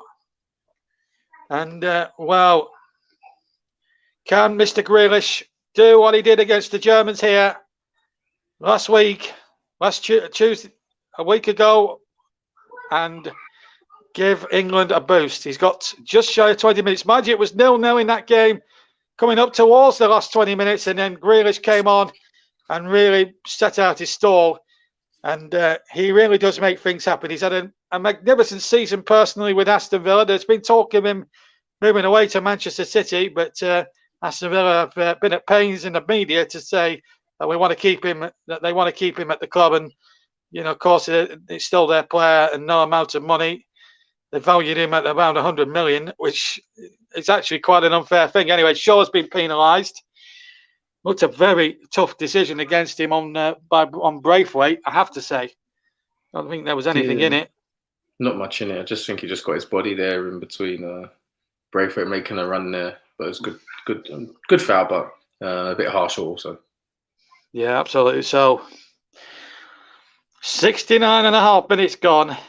Can England hold on and maybe steal a late winner? The ball played into the penalty area, or could Denmark steal a late winner? Well, not on this occasion, but they do get a throw in 5 yards from the corner quadrant, the far corner quadrant on the far side, right in front of those. There's a bank of Danish supporters away to my left-hand side on the far side. And apart from then, all you can see is St. George's flags everywhere you look around Wembley Stadium right now. England have a throw, 20 to go. Plus stoppage time. Gareth Southgate has used one joker. Of course, just familiarise yourself with the rules of the substitutions, by the way. Each team during the 90 minutes can make up to 5 substitutes during the 90 minutes, plus they get an extra substitute in the second half. So if they go to extra time, they can use an extra sub. So England dominating on the chances, certainly in the second half. They've had 4 chances to 1. But yet still the deadlock stays at 1-1. We're staying deadlock here. And here's Pickford, who just about worked a miracle and got it out for a throw. I think he did the most sensible thing under the circumstances. The Everton goalkeeper did well, especially to stop it from going for a corner and concede the throw. And that looked offside to me, but England get it away anyway. What they need to do, I think, is get Jack Grealish on the ball and try and, you think, Justin, create a bit of havoc in that Danish defence. Yeah, I think they're going to try and get Grealish on the ball. They need to get him on the ball. He's one that loves to get on the ball and create things for himself and others. Here. Kane has found him now. Here comes Grealish, and he's drawn a foul. That's what we want to see. That's what we want to see. And what's the referee? Oh, I thought for a moment there he was going to get out the red one. I thought he was going to get out the red card there, but it wasn't.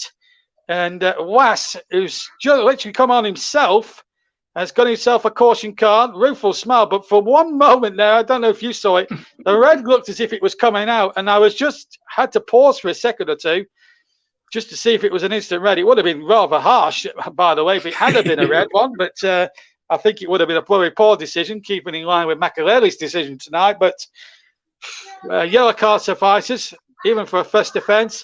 And now Grealish and Shaw, the two-man committee.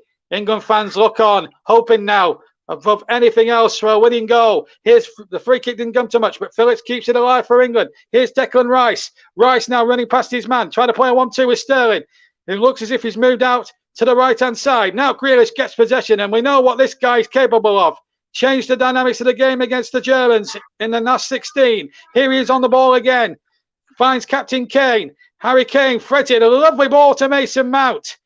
There's 4 or 5 white shirts in the middle, and the cross had to be diverted away by Kasper Schmeichel, practically underneath his own crossbar, and a nice little cross there from Mount, which caused problems for Kasper Schmeichel, because if he doesn't get there, Harry Kane has a simple header, as a simple tap in from a yard out. England corner. They take it short. Here's Grealish again. And this guy will run at them. And every English man and woman will say, run at them, Jack.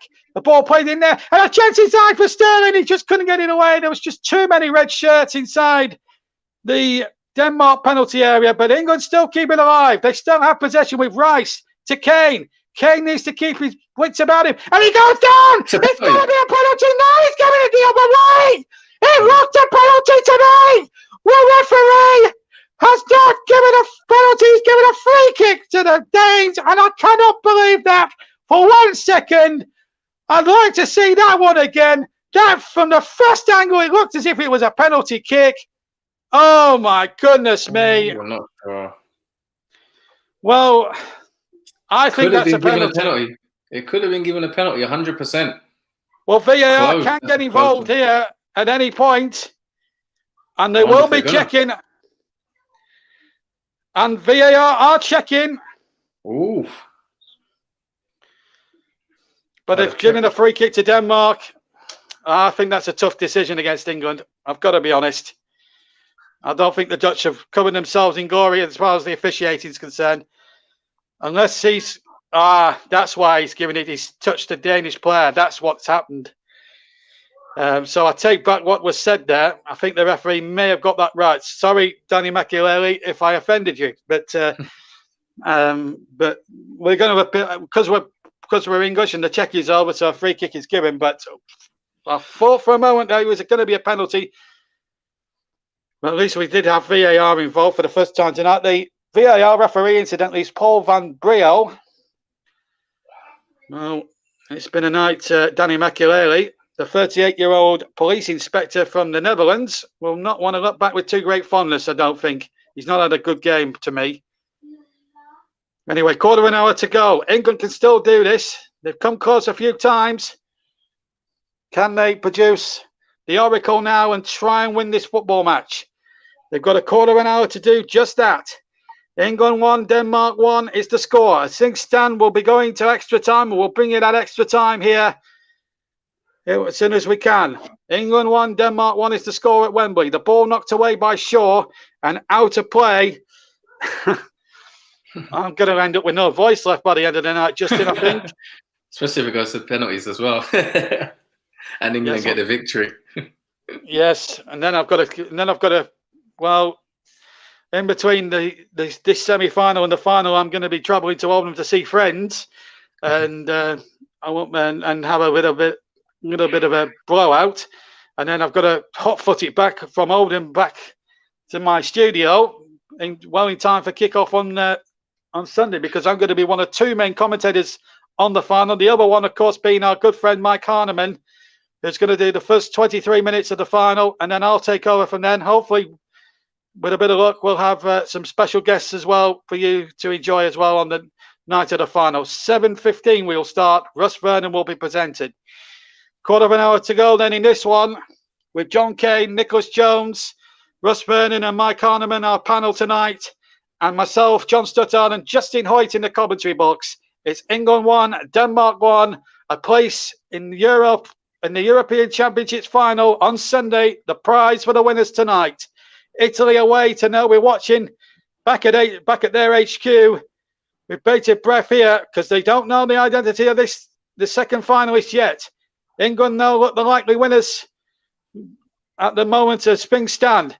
And England now come charging forward. Hopefully the introduction of Grealish, a bit of fresh legs. His Walker now comes steaming forward. Finds Raheem Sterling and he'll run at this Danish defence, but they've come in with the tackles and they've been very hard to break down the Danes. It's got to be said. Maguire in really well and halfway. And he plays a lovely ball nearly to Jack Grealish, almost to Jack Grealish.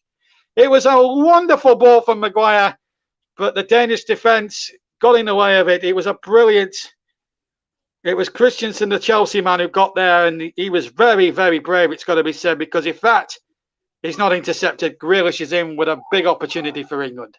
He did really well. He did, yeah. It looks like he's injured himself there, but I mean, you know, he's gone out for the cause there. He's had to make that block there, and it's a great decision. It looks like he's really, really struggling there. I mean, he had looked like his hamstring taped up earlier on, but it looks like he'll be struggling if he carries on. It doesn't look like he's going to carry on, but a great block by him. Otherwise, Grealish would have been in. Well, you've got to give it to him. You've got to take your hat off to him. Anderson is going to come on for Denmark now. The remaining 12 minutes, and I think you're quite right, Justin. I think that's his night's work done there, and they can't take no risk with him. So Joachim Andersen will come on. Anderson spelt with it S-E-N, not S-O-N, like we usually have it. And as well, I'll just make a note of that substitution. In fact, before tonight, Danny McAlery in 3 matches previously has shown 12 yellow cards. He's shown 2 more tonight, so that brings his overall total to 14. But I don't think you're interested in that pointless statistic. I think what we're all interested in is can England get can England get a winning goal in the next 12 minutes plus stoppage time to save us the agony of extra time? Well, let's see. Well, we've got 11 minutes now. But England well on top now. Now, Danny McAlery is having some sorting out to do, and Kane is furious. Now, what's gone on here? I think there must have been an off-the-ball incident there. Certainly, Mason Mount's been called to by the Dutch police inspector. And he's just saying, come on, let's play the game. Doesn't look an arresting sight, I have to say, in that blue refereeing jersey. No pun intended there from the... No police pun intended. Anyway, here's a chance now inside the area. Chance is here now for England. Mount got away just for a second, and then Short's ball wasn't the best. Phillips now tries it. And just wide.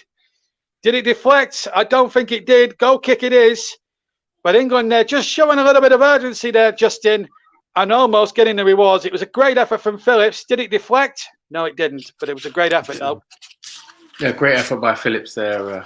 Pushing forward and getting a chance on goal. Great effort by him, and England want to push to try and get this goal before before the extra time here. Yeah, and of course we will play to a finish, and we'll be bringing you that extra time if it goes that far. Plus, if it goes even further than that, penalties. We certainly had that last night, and it looks as if this one, it was a cracker last night, and this one's just been just as good tonight. It's been frenetic. It's been non-stop. The pace has just been absolutely frenetic. I covered an early game here between Italy and Austria, which was terrific for 120 minutes. And even though we had a goalless 90 minutes and Italy got through, I got a lot of criticism from certain sections of Facebook because I felt Italy were the better side. These are my Facebook friends. And I was criticised for slagging off the Austrians. But they conceded about 35 fouls in that 90-minute spell. But I'm going to call it as I see it. But anyway, I think they've forgiven me now. Anyway, that's another story. But what we all want to see is an England win. Can they provide it? Oh, well, Denmark shock the world now. The ball knocked over halfway. Braithwaite trying to touch the ball back. It was a poor pass, really. And you don't want to be giving it straight to a player like Jack Grealish's quality. Grealish now. He just wants the ball all the time. England free kick, far side. And then the Danes now just starting to wilt under this England pressure. It was Mount, in fact, who had the ball on the far side, not Jack Grealish. I do beg your pardon, but England now starting to frustrate the Danes a little bit. And that could only be good news. Yeah, that's great news. I think that's what we need, get them off their rhythm, upset them a little bit. And hopefully, England can make these set pieces and attacks pay off. Well, we just need one. Well, do you know what, Justin? I'd be happy if just one of them paid off. Yeah, in the next 8 minutes plus stoppage time, as the ball's played in by Shaw, and it's wide in the end from, I think it was Maguire. No, it was John Stones, in fact, who got up and headed it wide. But England will get a few more chances before this night's out. I'm certain of that. And it's them on the front foot. And if only it was a very difficult header for him to execute, in fairness. And there's a few England fans who are a bit tired there, just seeing on the monitor. Don't stop cheering, I think. They should be cheered. They're getting to see live football at Wembley. And of course, the great news, coming from the government announcement yesterday, of course, that all football grounds in England will be at full capacity from the start of next season, and that can only be good news for the game and get some much-needed coffers from the fans back into our football clubs and get the fans back into our grounds. And we have missed that for a good year or so. And just to have full houses at league grounds next season in all pyramids of the league can only be a great boost to the English game. And amazing. I think Dan's will love that. I think it'll be great for the players also. They've not had fans in the stadium for however long, and there's nothing better than a game on a Saturday, you know, getting ready for it and hearing all the fans cheering, and that is nothing better. So that first game of the season is going to be amazing across the globe there for sure. Well, let's hope the ticket prices are a bit more friendly towards the supporters as they were before the pandemic. I mean, you were paying £40. Yeah, I mean, I went to Turf Moor before the pandemic, and I was paying nearly £110 for the privilege. 2 tickets, food, travel expenses, you name it. It's an expensive job, but that's how the game's gone so far. But here come Denmark now, looking to shook the world, and maybe England as well with it. But the ball played in, it was a poor one. So here we go then. Of course, we'll be asking for your man of the match in about 4 or 5 minutes from now. So I'm sure you've had your thinking cap on since half time. And I'm sure you'll have a few ideas on what your man of the match will be. But we'll give you 4 minutes extra to think about that. As England now prepare to take a goal kick. Will they get one more chance in the next 6 minutes plus injury time at the end here at Wembley? If not, we are going to that nerve-shredding business of extra time. And if it's level after that, even more nerve-shredding business of a penalty shootout. But I should also offer hope and light in this situation here if it does go that far, because under Gareth Southgate, England have won their last 2 penalty shootouts. So maybe a little bit of encouragement there. And BG, before Southgate, England kept losing penalty shootouts. So Southgate has really turned the tide. They beat Colombia, you may remember, in that last 16 of the last World Cup. And then a year later in the Nations League, won a penalty shootout. I can't remember who it was, but it was a third place match and they won it. And Jordan Pickford, who's in possession now with 5 minutes to go, scored a penalty in that shootout, which England won. I can't remember who they played, but they certainly won their last 2. So apologies there.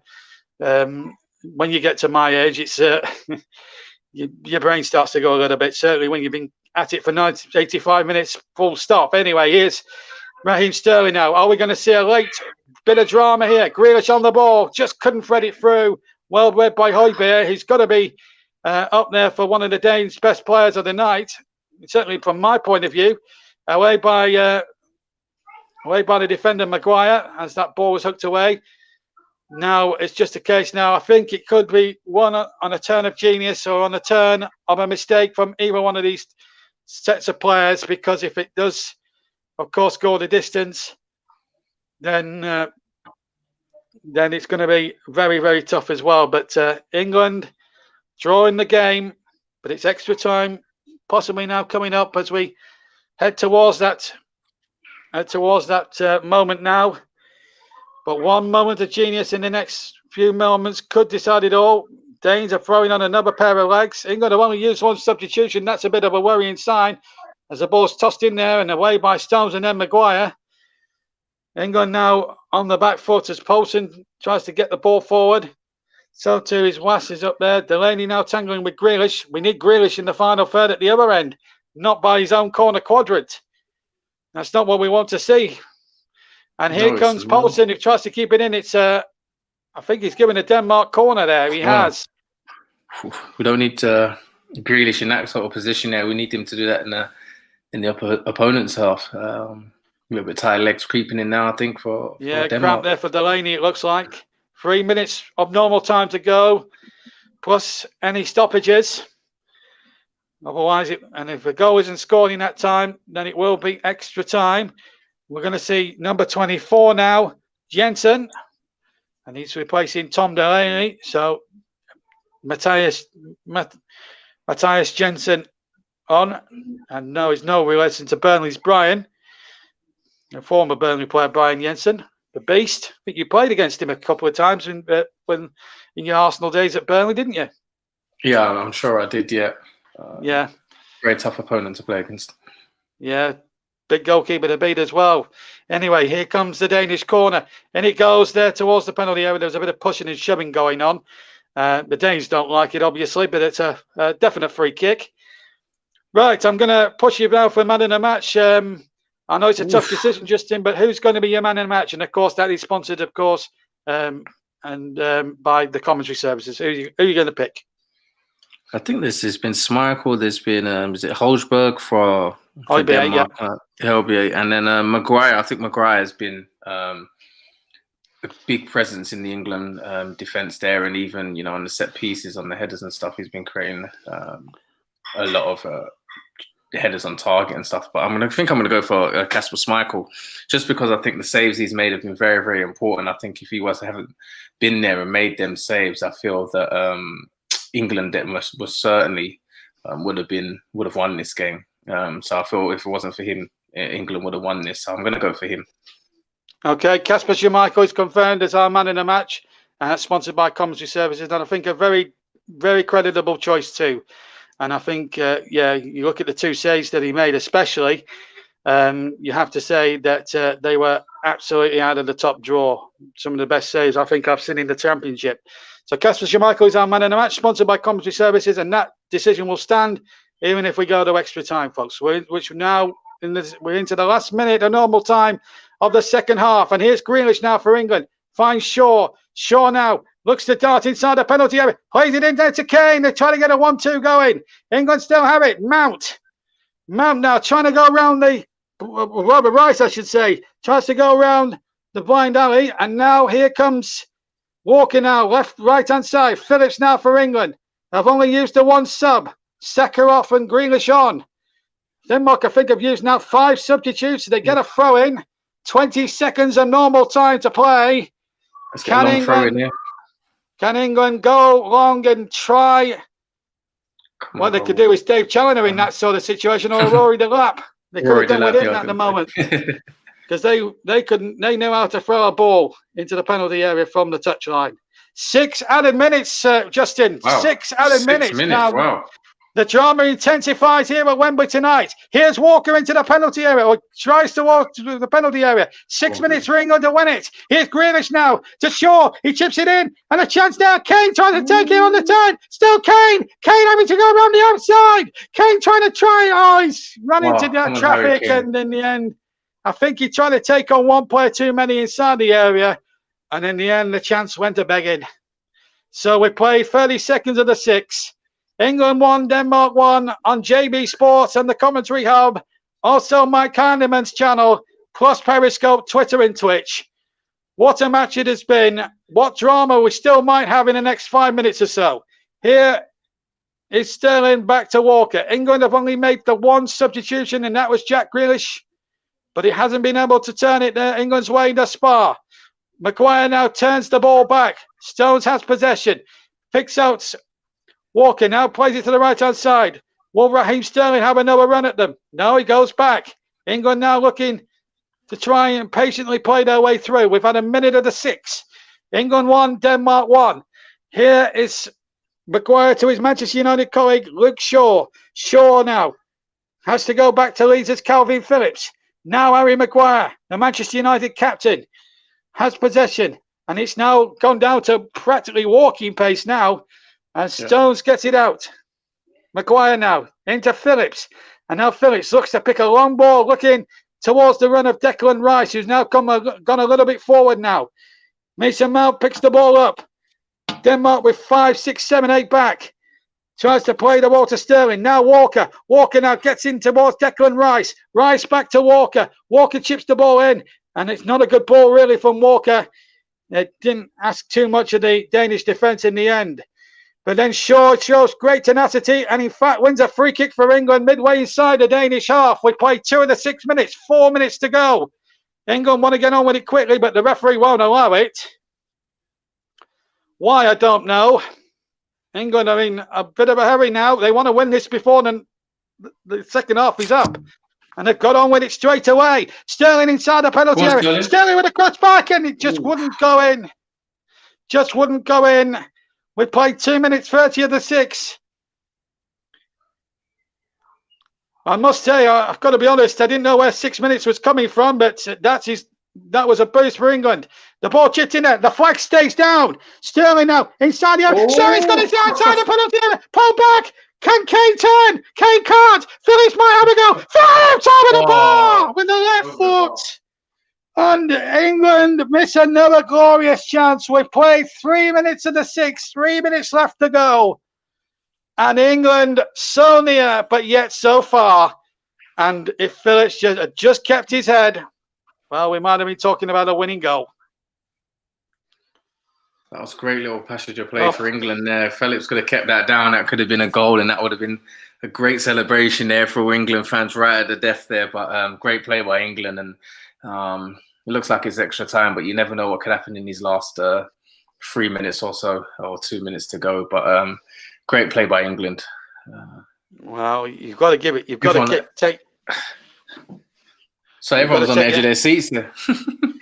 Well, I'm nervous, and I'm just the commentator. I'm very nervous now, but it's been that sort of night, Justin, where it's been so nerve-wracking, and a free kick has been given to England. Kane has done it again. He's drawn the foul there from Vestergaard.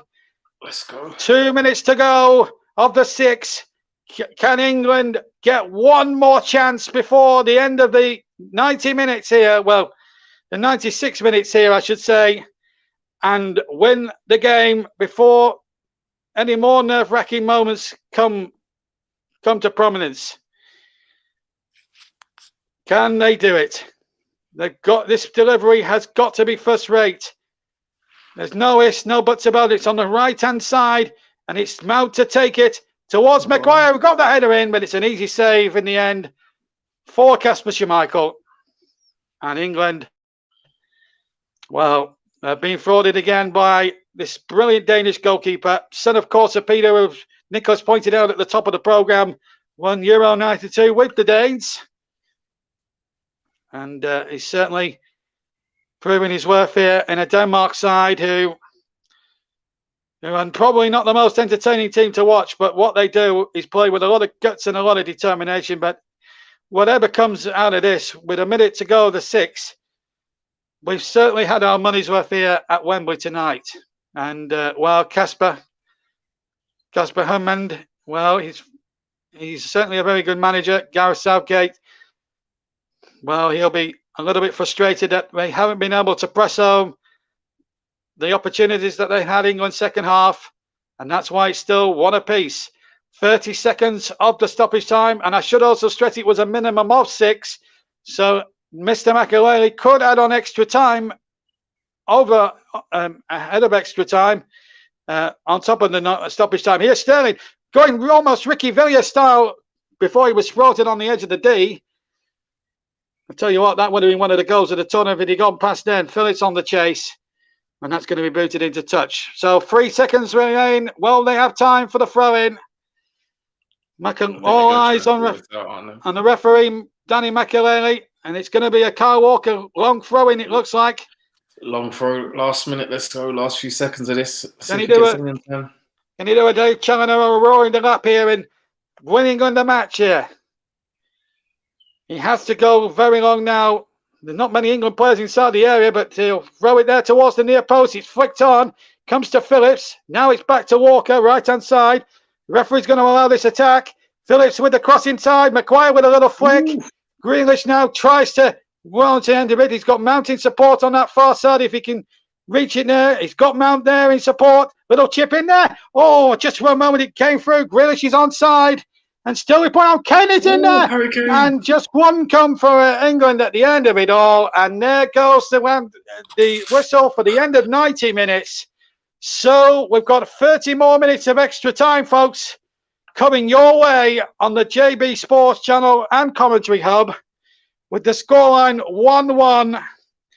We'll get Justin Hoyt's views on the second half as we go into extra time.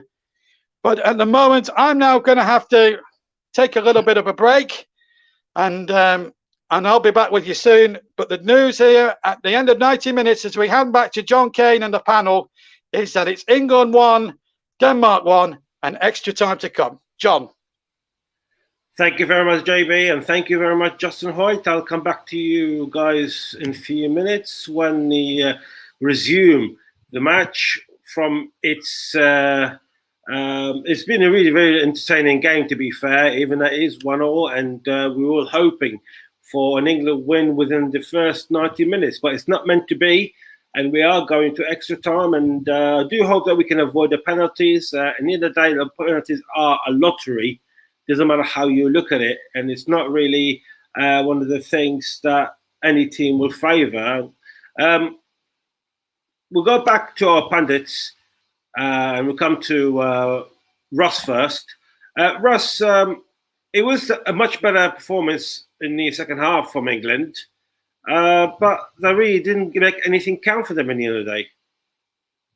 No, a lot of chances for England in that second half, and a very good second half performance from England. And towards the end, I don't know if Justin agrees with me, 'cause I know we've got Justin still with us. And Justin, I don't know if you agree with me, mate, but I think during that towards that end of that second half, there was only one side wanting to try and win that game, which was England.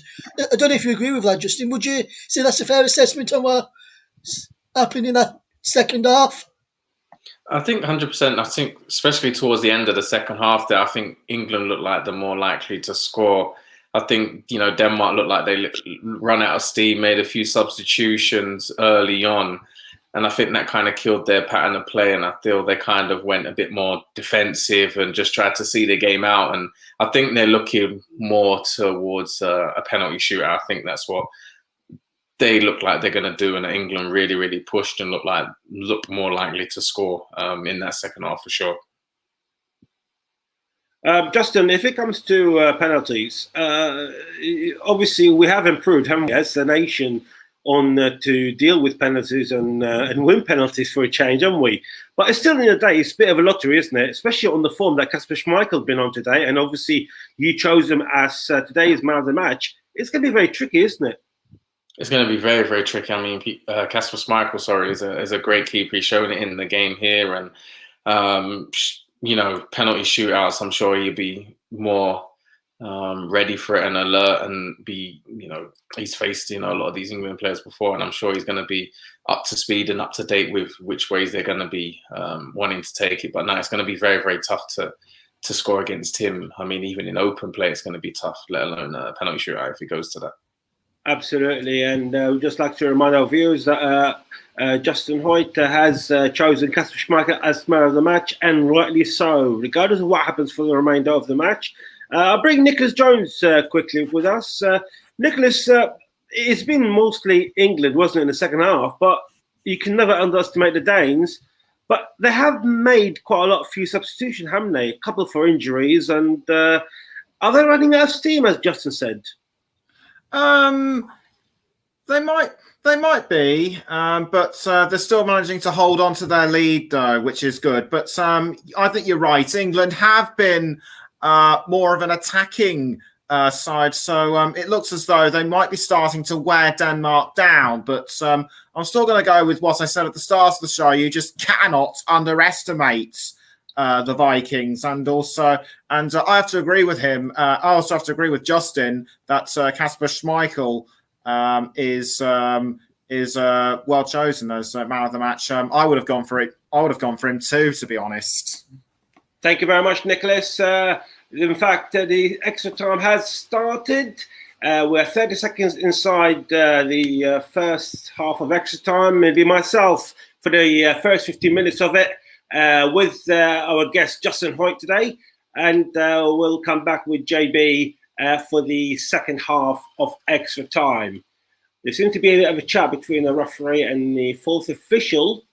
I'm not sure why or what has been happening, but the fourth official has been talking as well with one of the possible UEFA officials as well. But anyway, the Danes with the ball. They're playing from left to right with their normal red tops, and England playing from right to left. Justin, it's only the one change that England made, haven't they, with Jack Grealish coming in for Saka. Surely you were going to see Marcus Rashford or someone else coming in just to give extra energy for the team. Yeah, I think I'm sure as this extra time goes on, I'm sure England are going to be making changes to freshen it up, get some fresh legs for the England side. And I think Southgate's been very tactical and very smart in not making too many substitutions. He's going to use these substitutions, I'm sure, as this game goes on now. And as this game pans out, I'm sure he's going to bring on some fresh legs that will be very, very dangerous to the England side, especially as Denmark maybe start to tire. If you bring on a few fresh legs now for England, it'd be a great plus for England. Absolutely, and we can see it looks like Phil Foden and maybe even possibly Jordan Henderson might be coming on for England in the next moment or so. The ball is still with the Danes. It's on the in their own half at the moment. Justin, of course, rightly mentioned that maybe they're running out of steam or maybe running out of energy. However, they have played really well throughout this game and managed to keep England at bay a few times. England with the ball, with Jack Grealish.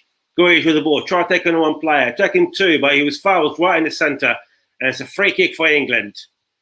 It's a free kick for England against Poulsen.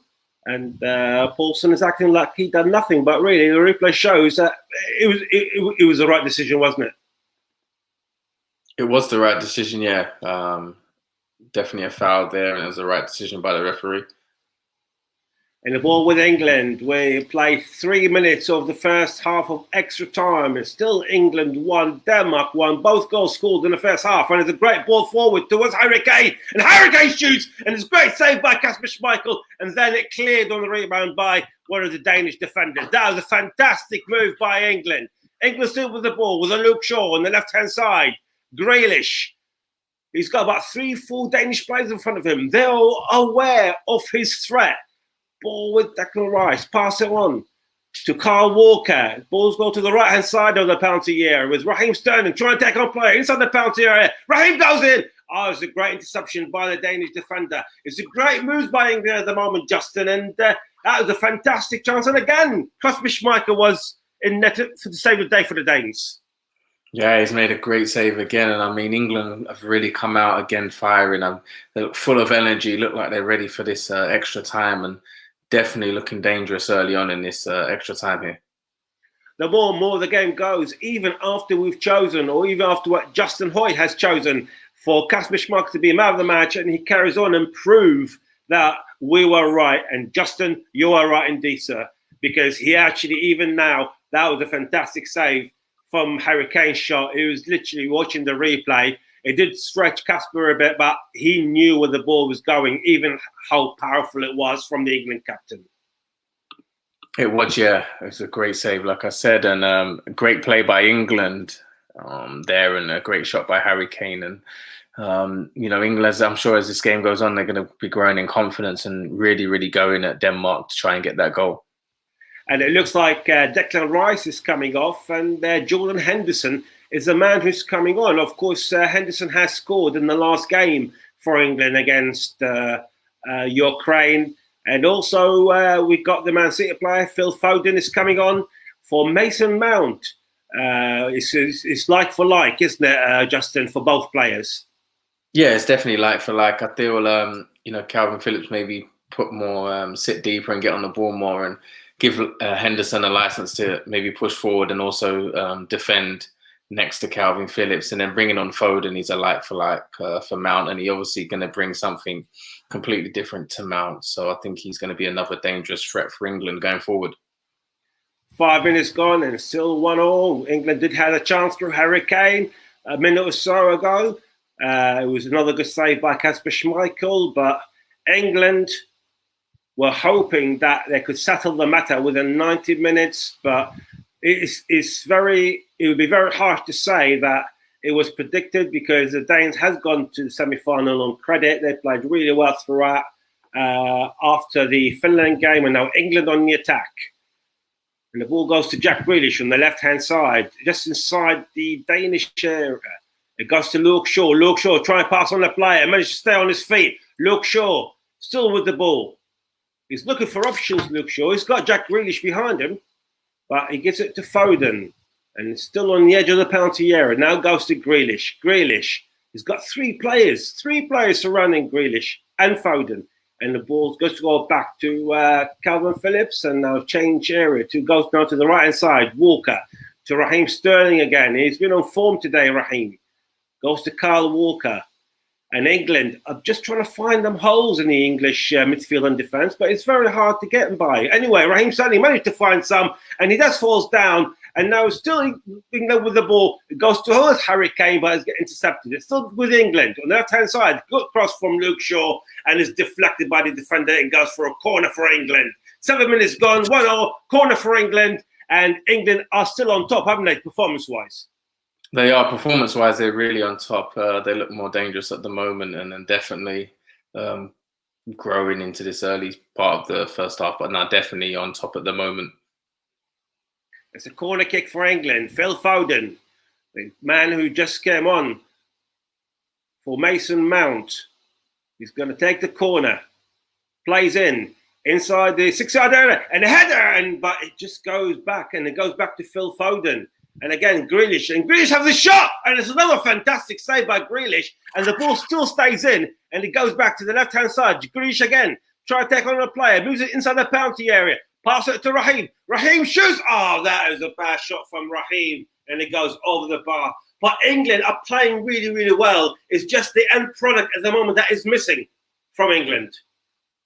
It is. It's just the end product, and beating Kasper Schmeichel there. It's just the end product and getting the goal that they need, but definitely still on top and really, really piling the pressure on Denmark. It's a fantastic play by Grealish in a couple of occasions, and obviously we're seeing Grealish coming in in the game against Germany, and he did change the game for England. And let's hope that he's heading in the right direction, isn't it, Justin? It's just a matter of, like we said, the end product. It's not really getting there, and Kasper Schmeichel is literally stopping England in every possible way. He is 100%, and I mean, it's perfect the way England are playing at the moment and really, really pressing for the goal, but you know, it's just hard to try and beat Kasper Schmeichel at the moment. And I'm sure if England keep, piling on this pressure, you never know, one of these shots or chances and the way they're playing might turn into a goal. But it's definitely hard at the moment to beat Kasper Schmeichel. England with the ball again. Can they find that winning goal inside the first 30 minutes? 50 minutes each way, first half and second half. And if you're just joining us, we are playing in the 9th minute. It's still 1-1, and England seemed a bit closer in winning the game before it hits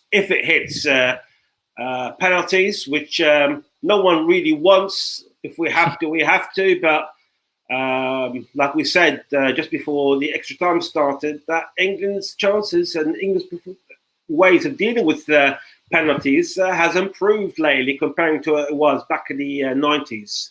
But let's hope that England can find that one goal at least that England needs. And so far, they're the one on top in that first half of extra time. England with the ball. Goes for Maguire. To Phil Foden on the right-hand side. Foden.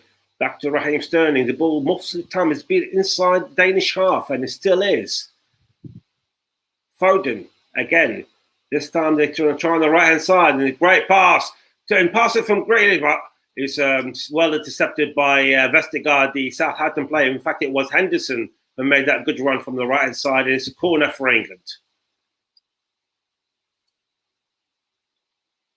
It's a corner for England. We've got just under 5 minutes left for the end of this first half of extra time. And Phil Foden again is taking the corner. This time it's from the right-hand side. Phil Foden, cross it inside the 6-yard area. Heads it out by the Danish player. And it goes back to England, down the centre. England are finding the holes in that Danish midfield. But again, like we said, there's a couple of times so far in the last 10 minutes that Kasper Schmeichel has been stopping England from scoring that vital goal. Italy still already in the final for Sunday. They're just watching and waiting to see who their opponent is going to be. Is it going to be England or is it going to be Denmark? At the moment, it's still 1-1, but England are the better side as we speak. We spoke about steam, Justin. It does look like that more or less are going for penalties, aren't they, the Danes? They are. They look like they're very defensive, maybe trying to catch England on the counter attack.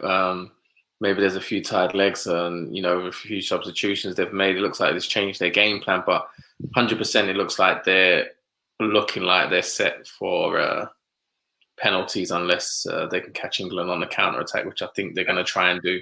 And Raheem inside his penalty area, and the try-taken player, and the pulls one out, and it's a penalty! It's a penalty for England! Raheem Sterling got fouled inside the penalty area. It was a fantastic move by Raheem Sterling. Tried to take on 2-3 players from the Danish side, and he got clipped. I believe it was, Højbjerg, seems like.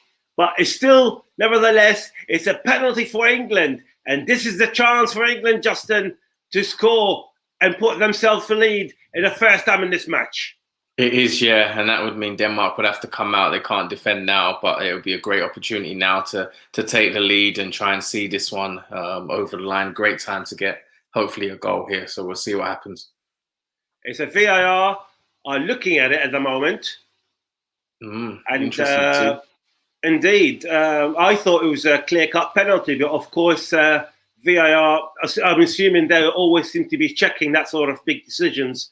Especially when it comes, absolutely. This is a huge decision, this.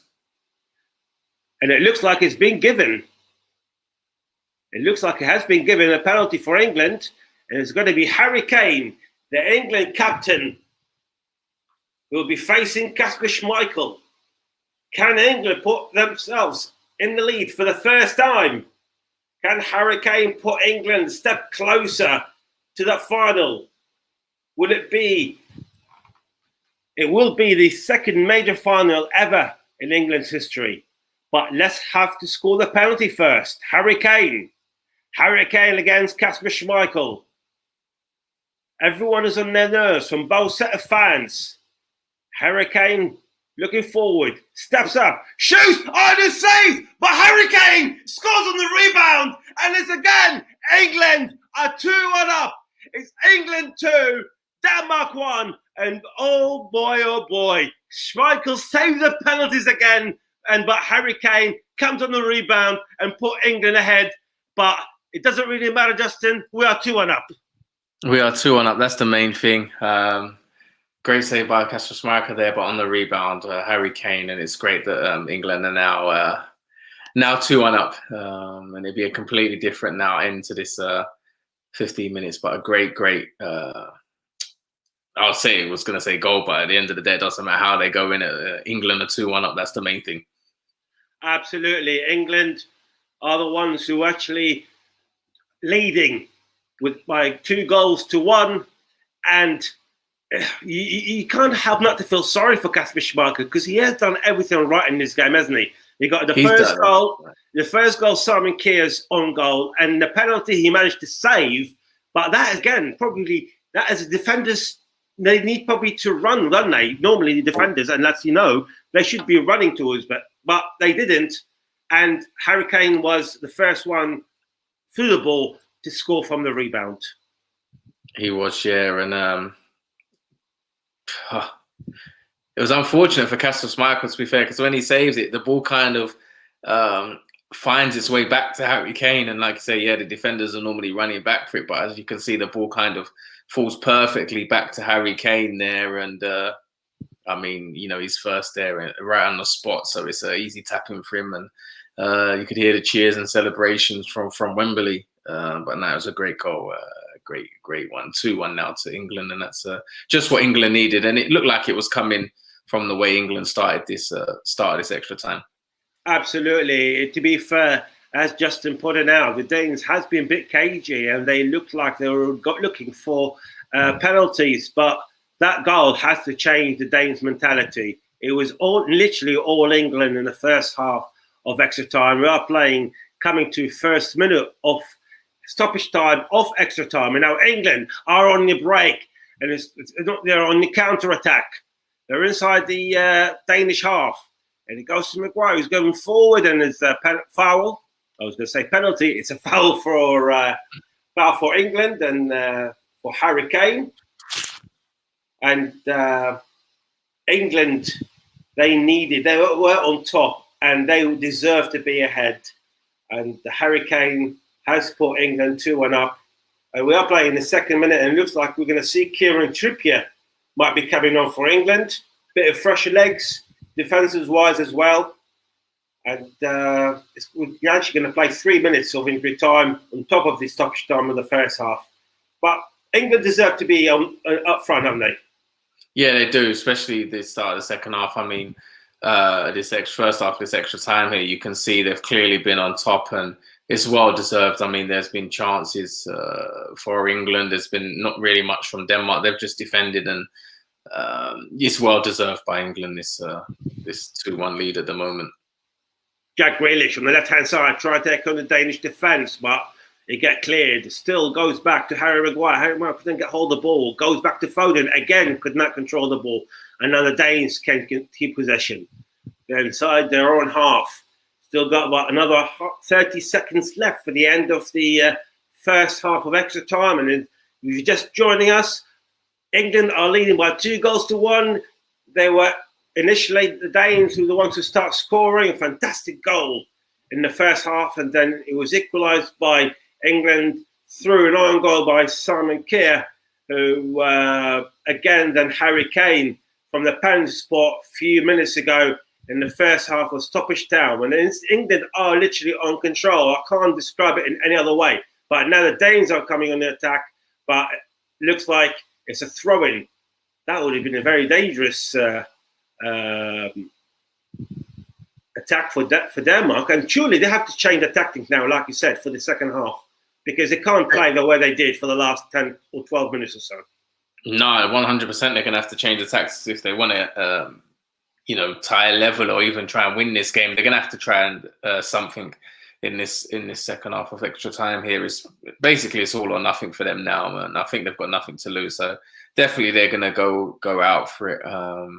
But I think that'll, be good for England, because then they can try and catch them on the counter-attack.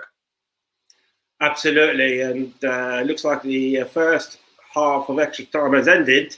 And now we just wait for the second half. And it has been a long night for us, and it's been a long night for the England players. It's been a long night to everyone, really, even for Denmark.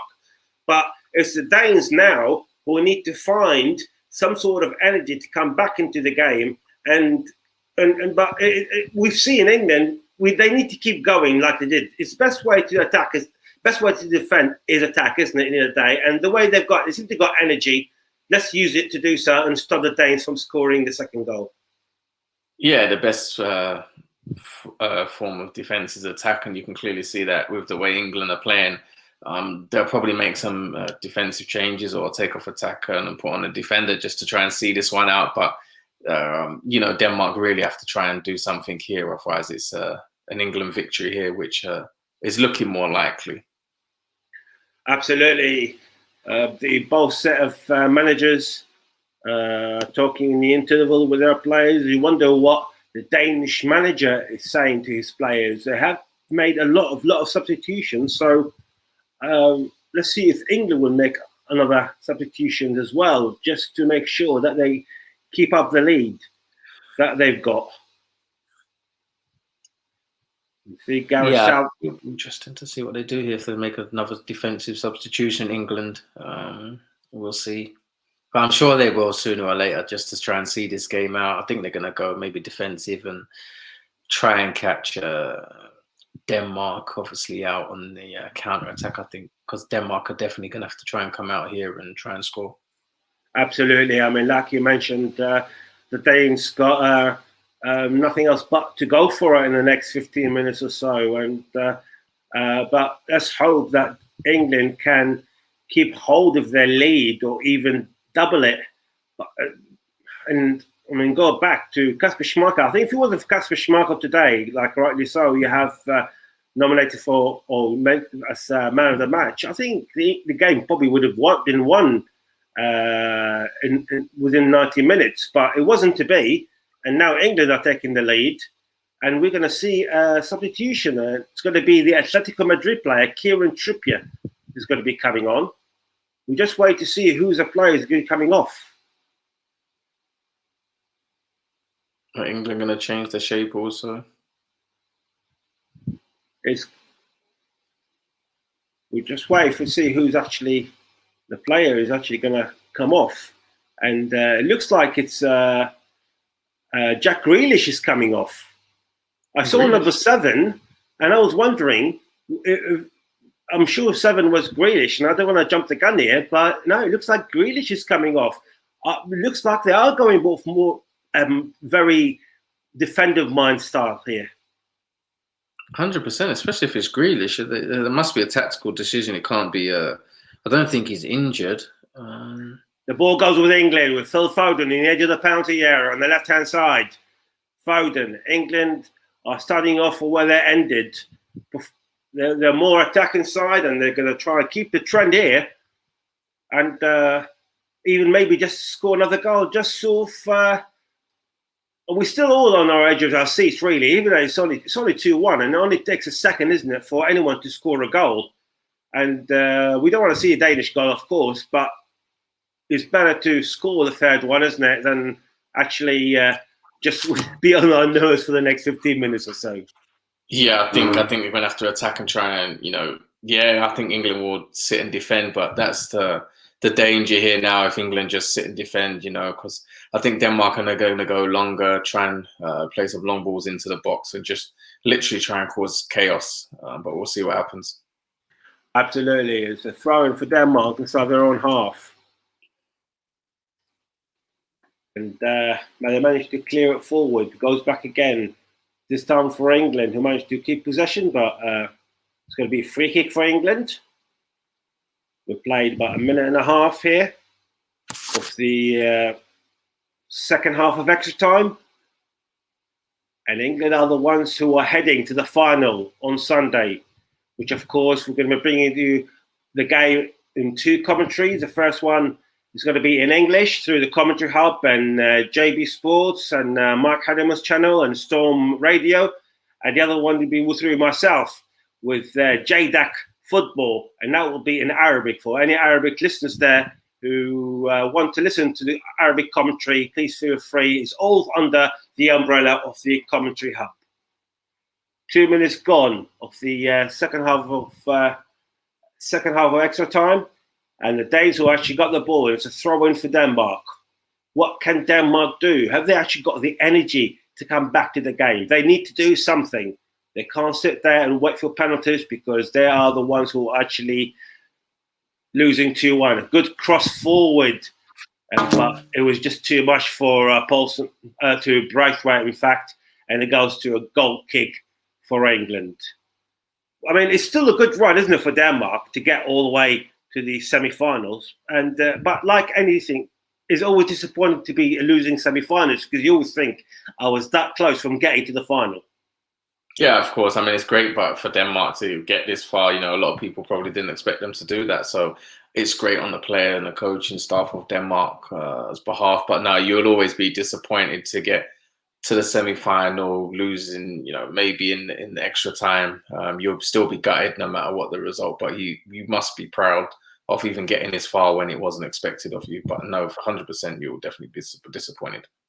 Absolutely. And the talk is now that It's Coming Home is back on again after we have seen England were trailing Denmark in the first half, but they managed to come back. And now England trying to make another attack, but it's been intercepted by the Danes. Now Denmark on the attack inside the England half. Poulsen. We're trying to look for. They started started a bit better, but they are started probably a bit livelier here, Denmark. And obviously they have got nothing else to show except that to do something. And even probably see Kasper Schmeichel coming in the last minute or two for the corners and stuff, and maybe even score a goal for Denmark's wishful thinking. Wishful thinking for Denmark, but you never know. I mean, stranger things have happened in the game, and trusts Kasper Schmeichel to make so many good saves, and then the last minute him to get a goal. You never know. Stranger things have happened in football, but hopefully it doesn't as an England fan. But we'll see what happens. I'm sure Denmark are going to keep trying anything they can, but hopefully it's a die-hard defending by. I'm back. Thank you very much, and I'm going to bring it back to JB to finish the last 10 minutes off for extra time. And JB, take over, son. Thank you very much. Well done to John Kane. England 2-1 out for a penalty. A penalty that was saved by Schmeichel, and Harry Kane put it in. So England now 2-1 ahead with 12 minutes to go. And here's, can you believe it? 12 minutes away from a major final. Never been seen in our lifetimes, folks. Drink it in. All England have to do is not concede, and England are there. And what's been your assessment in the extra time so far? I didn't see actually the penalty at the time, Justin. Just remind me how it all came about.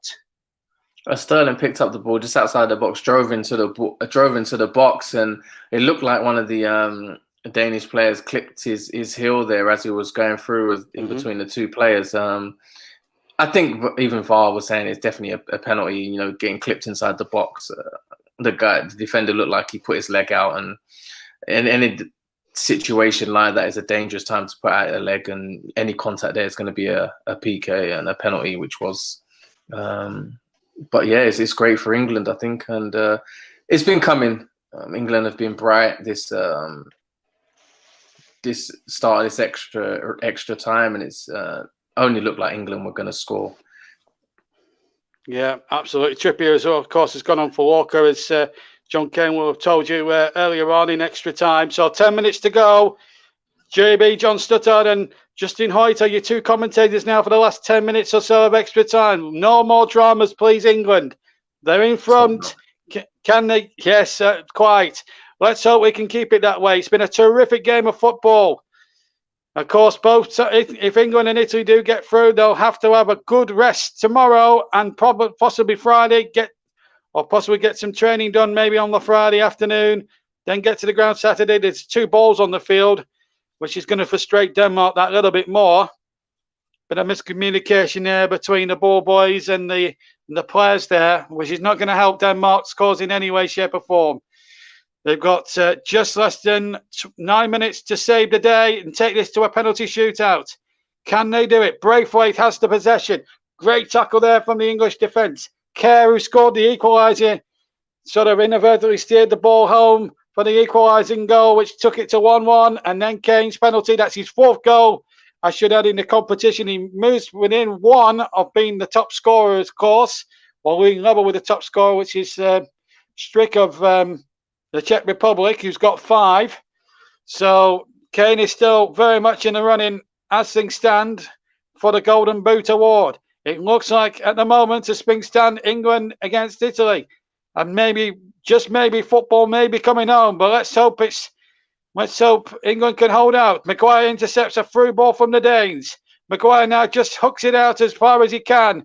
Plays a 1-2, or tries to play a 1-2 with Foden. Here come the Danes. They have to chase the game, but they're going to be susceptible to the counter-attack. And here goes Sterling on the chase. Sterling now, away from his man. He's away from one. He's away from another. This is going to be a terrific run from Raheem Sterling. He's got Kane to his left. Kane inside the area. Kane knocks the ball back. Good defending from Simon Kjær. Did really well there, because that could have easily been curtains for Denmark. And England now just quite rightly slowing the play down and trying to frustrate the Danes. But Raheem Sterling there, just for a second there, just looked as if he was going to score possibly one of the goals of the tournament, and he probably would. And if he had achieved it, he'd have talked about that for another 50 years if he managed to get through. But wait a minute, Walker is still on the field, by the way. Trippier must have replaced somebody else. Grealish, that's Grealish. Well, the substitute being substituted. So yeah, Grealish has been substituted by Trippier. So there we go. England still look really fresh. It's amazing to see. And here's Luke Shaw, who's looked an absolute monster at the left back. Plays a lovely ball. Chance inside the area. Oh, he's had a penalty. No, says the referee. Looks as if Henderson was barged off the ball there. Another substitute there, but I'm sure VAR will check it. But I don't think Danny Mekele was too impressed by England's attempt to try to win a penalty there. But never mind. England are still ahead. That's the important factor of the game. And we've still got a good 6 minutes plus stoppage time to go. England 2, Denmark 0. England 2, Denmark 1, I should say. The whole thing has got to it. And don't forget, on JV Sports this Sunday, myself, Mike Harneman will be your two main commentators. We'll be doing half of the 2 halves each. In a note to 5 live as Braithwaite tries to shoot, and he shoots well, and it's a good save. Diving away to his right from Jordan Pickford, who could end up in the end after a couple of mistakes in the first half, actually being one of the heroes for England, because that was might have been going wide from Braithwaite, but Pickford couldn't take that risk.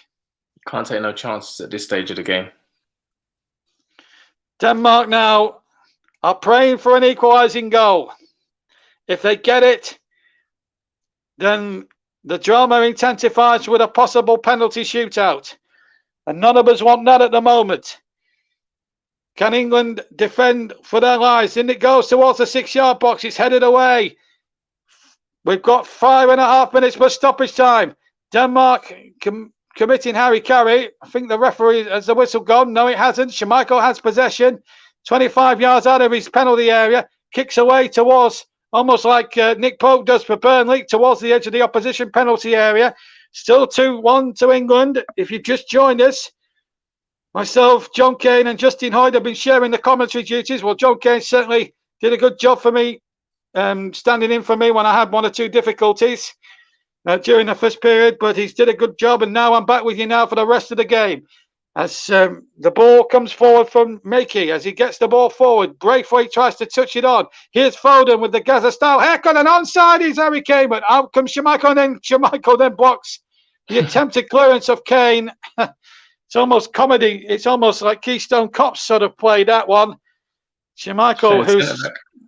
In fact, Kane used a hand, actually, to be fair. And I think it might have been a 3 kick anyway. So, but, well, we've certainly had our money's worth tonight. 20 attempts to 6 for England. And on target, England have had a whopping 9 of them. And Denmark have had 4. So it's been a very good game. The ball played into the penalty area. Maguire's got to win that, and he does. Well played, Harry Maguire, because he had to win that ball, because if he didn't, England were in trouble. Great header by Maguire, great defensive header. He's been immense in this game. I mean, even attacking set piece and now defending in his own box, he's been great this game. Just what England need.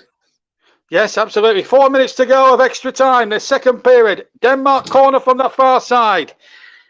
Is there one last twist in the tail? Or can England hold in there? The ball in there, nodded away by Walker. And here comes Sterling again. Sterling keeps it in. And Sterling is running like the Clappers, if you know what I mean. But he loses possession. And here come Denmark again. They're not going to give in without a fight. They're playing for their mate Christian Eriksen. And that belief has carried them all the way through the tournament. But Walker comes away with possession for England. Plays it quite calmly now to Captain Kane, who's really become a superhero. And Trippier now in acres of space on the right-hand side, the former Burnley man. He takes it towards the corner quadrant. He slows it down.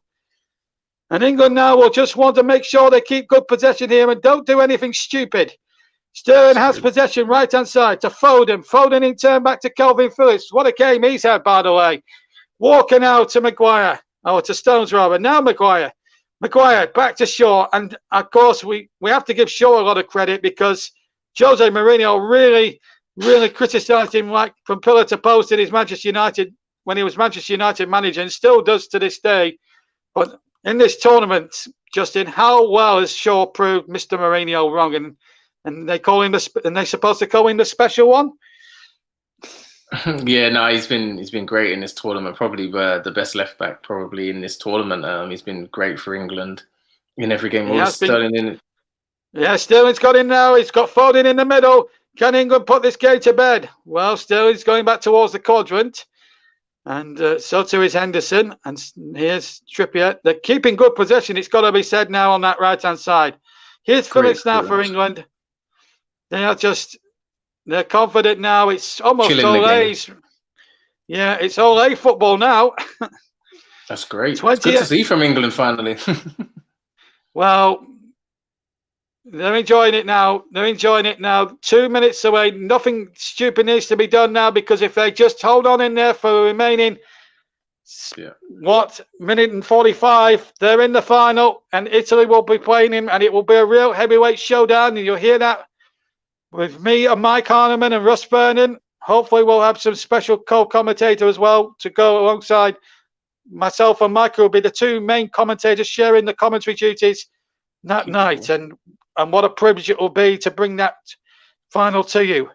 And it's been a privilege for most of this night to bring you this fantastic semi-final, as it was for Matt Iles and Nicholas Jones last night.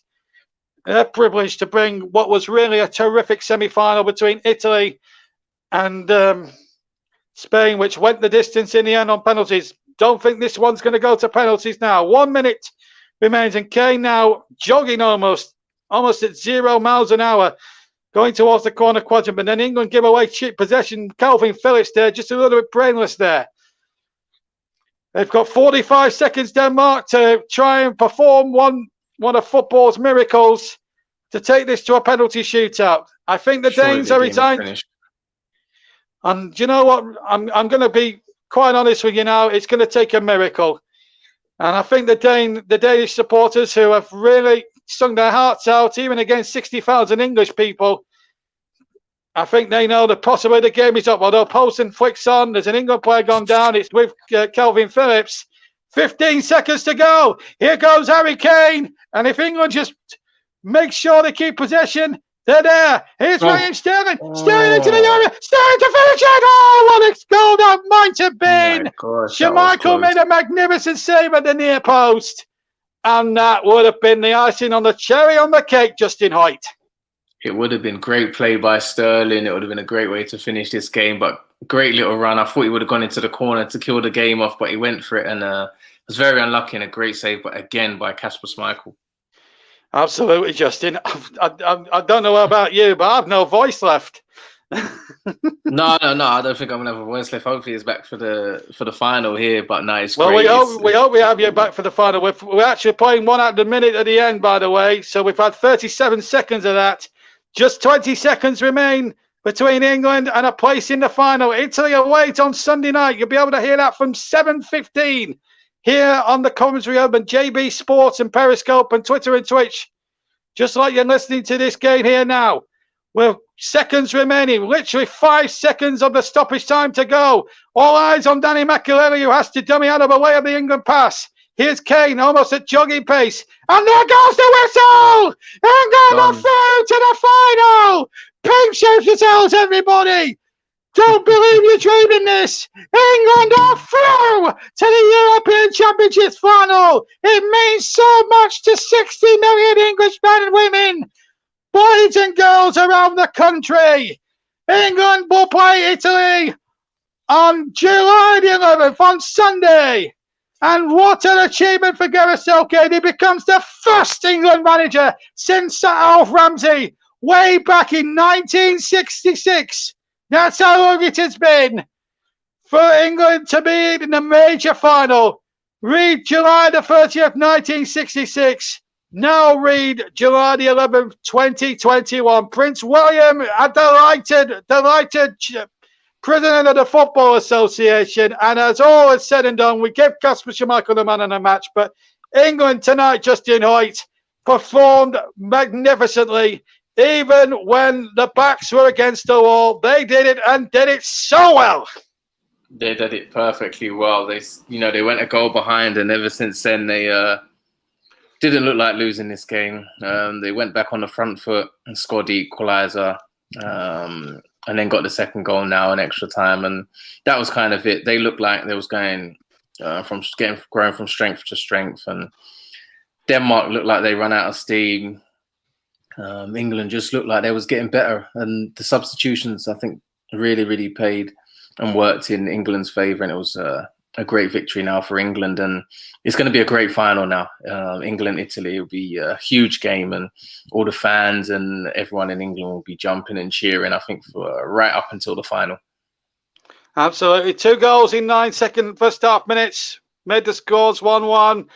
Dalsgaard with a brilliant free kick, put the Danes ahead. Then an own goal from Simon Kjær levelled it up. And then in extra time, England got a penalty right at the death of the first half of extra time. Kane took the penalty. Schmeichel performed more heroics to save, but he couldn't stop the rebound. And England held on for the final 15 minutes. And as a result, they are in the final. And you'll be able to hear the whole of that match with myself and Mike Harneman as main commentators. Hopefully, Justin will join us as well. It's going to be a terrific final. Russ Vernon will host the programme from 7:15 on Sunday night. But England tonight, when they needed a superhero, what did they get? Coming over the arch. Was it a bird? No. Was it a plane? No, it was Captain Kane. And Captain Kane sends England to Wembley. That's it from me tonight. You'll hear from me Sunday evening for the big one, the final. But for me, good night. With the great news that England have reached the final after extra time. They've beaten the plucky Danes by 2-1. And back to John Kane. Thank you very much, JB, and thank you very much, Justin Toit, for fantastic commentary that you guys provided today. And Justin, I'll come back to you first before you go to sleep after a late night tonight. It was a fantastic game from England in the day. Even it did went to extra time, but they did what they needed to do, didn't they? Yeah, they did what they needed to do. Great victory there, great team performance, and like I said, they just looked like they was going from strength to strength. They did look tired. They made a great substitution there in the game, and just a great result. And I think every England fan, every England supporter, every England player there is over the moon and excited. And they got the job done. And another day at Wembley now on Sunday, and they'll be looking forward to the final. Absolutely. I'll bring Russ Vernon quickly with us. Russ, you predicted England to win it as well, not just to get to the final. And we are just 90 minutes away from winning a major trophy after the last one back in 1966. Yes, and I just want to say a message to Kasper Schmeichel. In his pre-match press conference yesterday, he said, has it ever been home? And he was looking forward to stopping England from fetching it home. Kasper Schmeichel, you've not stopped us. We're in the final and we will win it. Come on, England. Well, a question now I want to ask is to Justin Oyton. Justin, you've seen a few England games throughout the tournament. You've covered some of us as well, my friend. A question to you. How good has Kalvin Phillips been in this tournament? And he must be doing something right if Southgate is keeping him on and taking off Declan Rice when he pitches on Jordan Henderson. No, for me, I've been a huge fan of Kalvin Phillips. I mean, I used to watch him at Leeds, and I've been following his progress in the Premier League. I think he's been the midfielder that England have missed for a long while. He's been a great, great player for England, and you can see why Southgate is not taking him off. I mean, he's everywhere in defence. He gets on the ball, sprays passes from left to right, and he's just been a dominant figure in that midfield. And I think he can control that midfield by himself, and he's shown that in this game and in every game he's played in. And he'll definitely be a huge player for England. And the key to their success if they can win this tournament. And we've got back with us Nicholas Jones as well. Just bear with me. Just before you go to Nicholas, John, I just want to ask another quick question. Justin, you've just mentioned that Phillips has done really, really well. Do you feel that, because a lot of fans on social media have said Southgate is going wrong and that Phillips and Rice can't play together. I think this tournament and prior to this tournament it has shown that both players are key to how England play under Gareth Southgate. I think you might have to. Would you agree with that as well, Justin? I personally think so. I was the one, I admit now, I was one of the ones who said that they shouldn't play together in the midfield together. I feel that Kalvin Phillips was more suited to a single person in the holding midfield role. But I think they've worked well together. They've worked well on the training field together. And I think defensively they work well together in the midfield. And then even when England have the ball, you can see that Kalvin Phillips gets on the ball and they work off each other really, really well. And it's been a great partnership, and it's a hard partnership that's not going to be broken. And they've worked it out really, really well. And that's credit to Phillips and Rice and Southgate and the coaching staff for making it all work and proving all the doubters wrong. Absolutely. England thoroughly deserved this game, but I'll bring Nicholas Jones with us back again. Welcome back, Nicholas. Go on. I was just going to say, before I bring Nicholas in, I just want to say, JB Sports, we've had a massive response to the game on JB Sports, John. It's been There's been comments flying in, everything about the commentaries and everything. Everyone, give yourself a pat on the back for the coverage tonight. It has been superb, and people are still. There's 45 watching now. I think we're going to beat the ratings from tonight that are going to beat the night before. So well done to everybody tonight, and let's hope we get big ratings now for the final. We should do now, but I'll let you get back to Nicholas. Thank you very much, JB, and yes, that is great news, Nicholas. For the third time lucky, I'll bring you back into the chat quickly. It's been a fantastic game from England, but as you being a Denmark observer for us this tournament, they have played well, done themselves proud, haven't they? Yes, they certainly have. Denmark have really worked so hard to get through to the semi-finals. Not many people said that they would get this far, but believe me, they have proved themselves in more ways than one. And I personally feel that they've done Christian Eriksen proud after what happened to him in the first game against Finland. And Justin, would you agree with me on that one?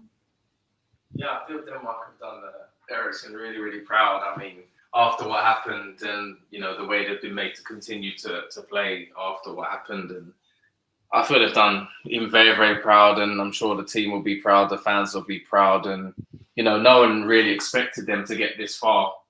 So they should, be proud. And, Kasper Schmeichel said what he said in the interview, but I'm sure he done his job, done to the best of his ability. But, at the end of the day, England won, and that's the main thing for all us England fans.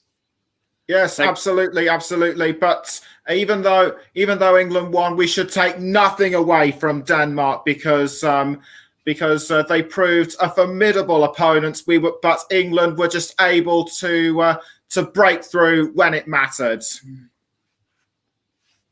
Yeah, England were too strong. I think you could kind of see it towards midway through the second half.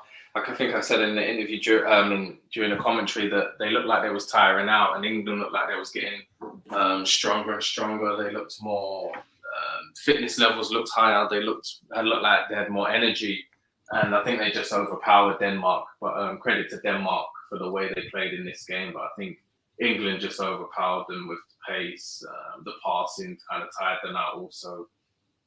So yeah, credit to England and the way they played and saw out this game. Thank you, guys. And just before we go, I would like to thank JB and Justin Hoyt today for the tremendous commentary they provided to us today. Thank you very much, Justin, for being with us today. No, thank you so much. Thanks for having me on, and it's been a pleasure. Thank you so much. Thank you, and hope to see you again very, very soon as well. And also would like to thank Ross Vernon, Nicholas Jones, and Mike Hanneman as well, who was with us at half-time. England have won today. They made it a bit hard for themselves, but they managed to get through to the final on Sunday. We'll be here in English and Arabic, and all the information will be in the commentary hub. England 2, Denmark 1. Now, they say it's coming home. They think it's all over. We're not just there yet. Good night.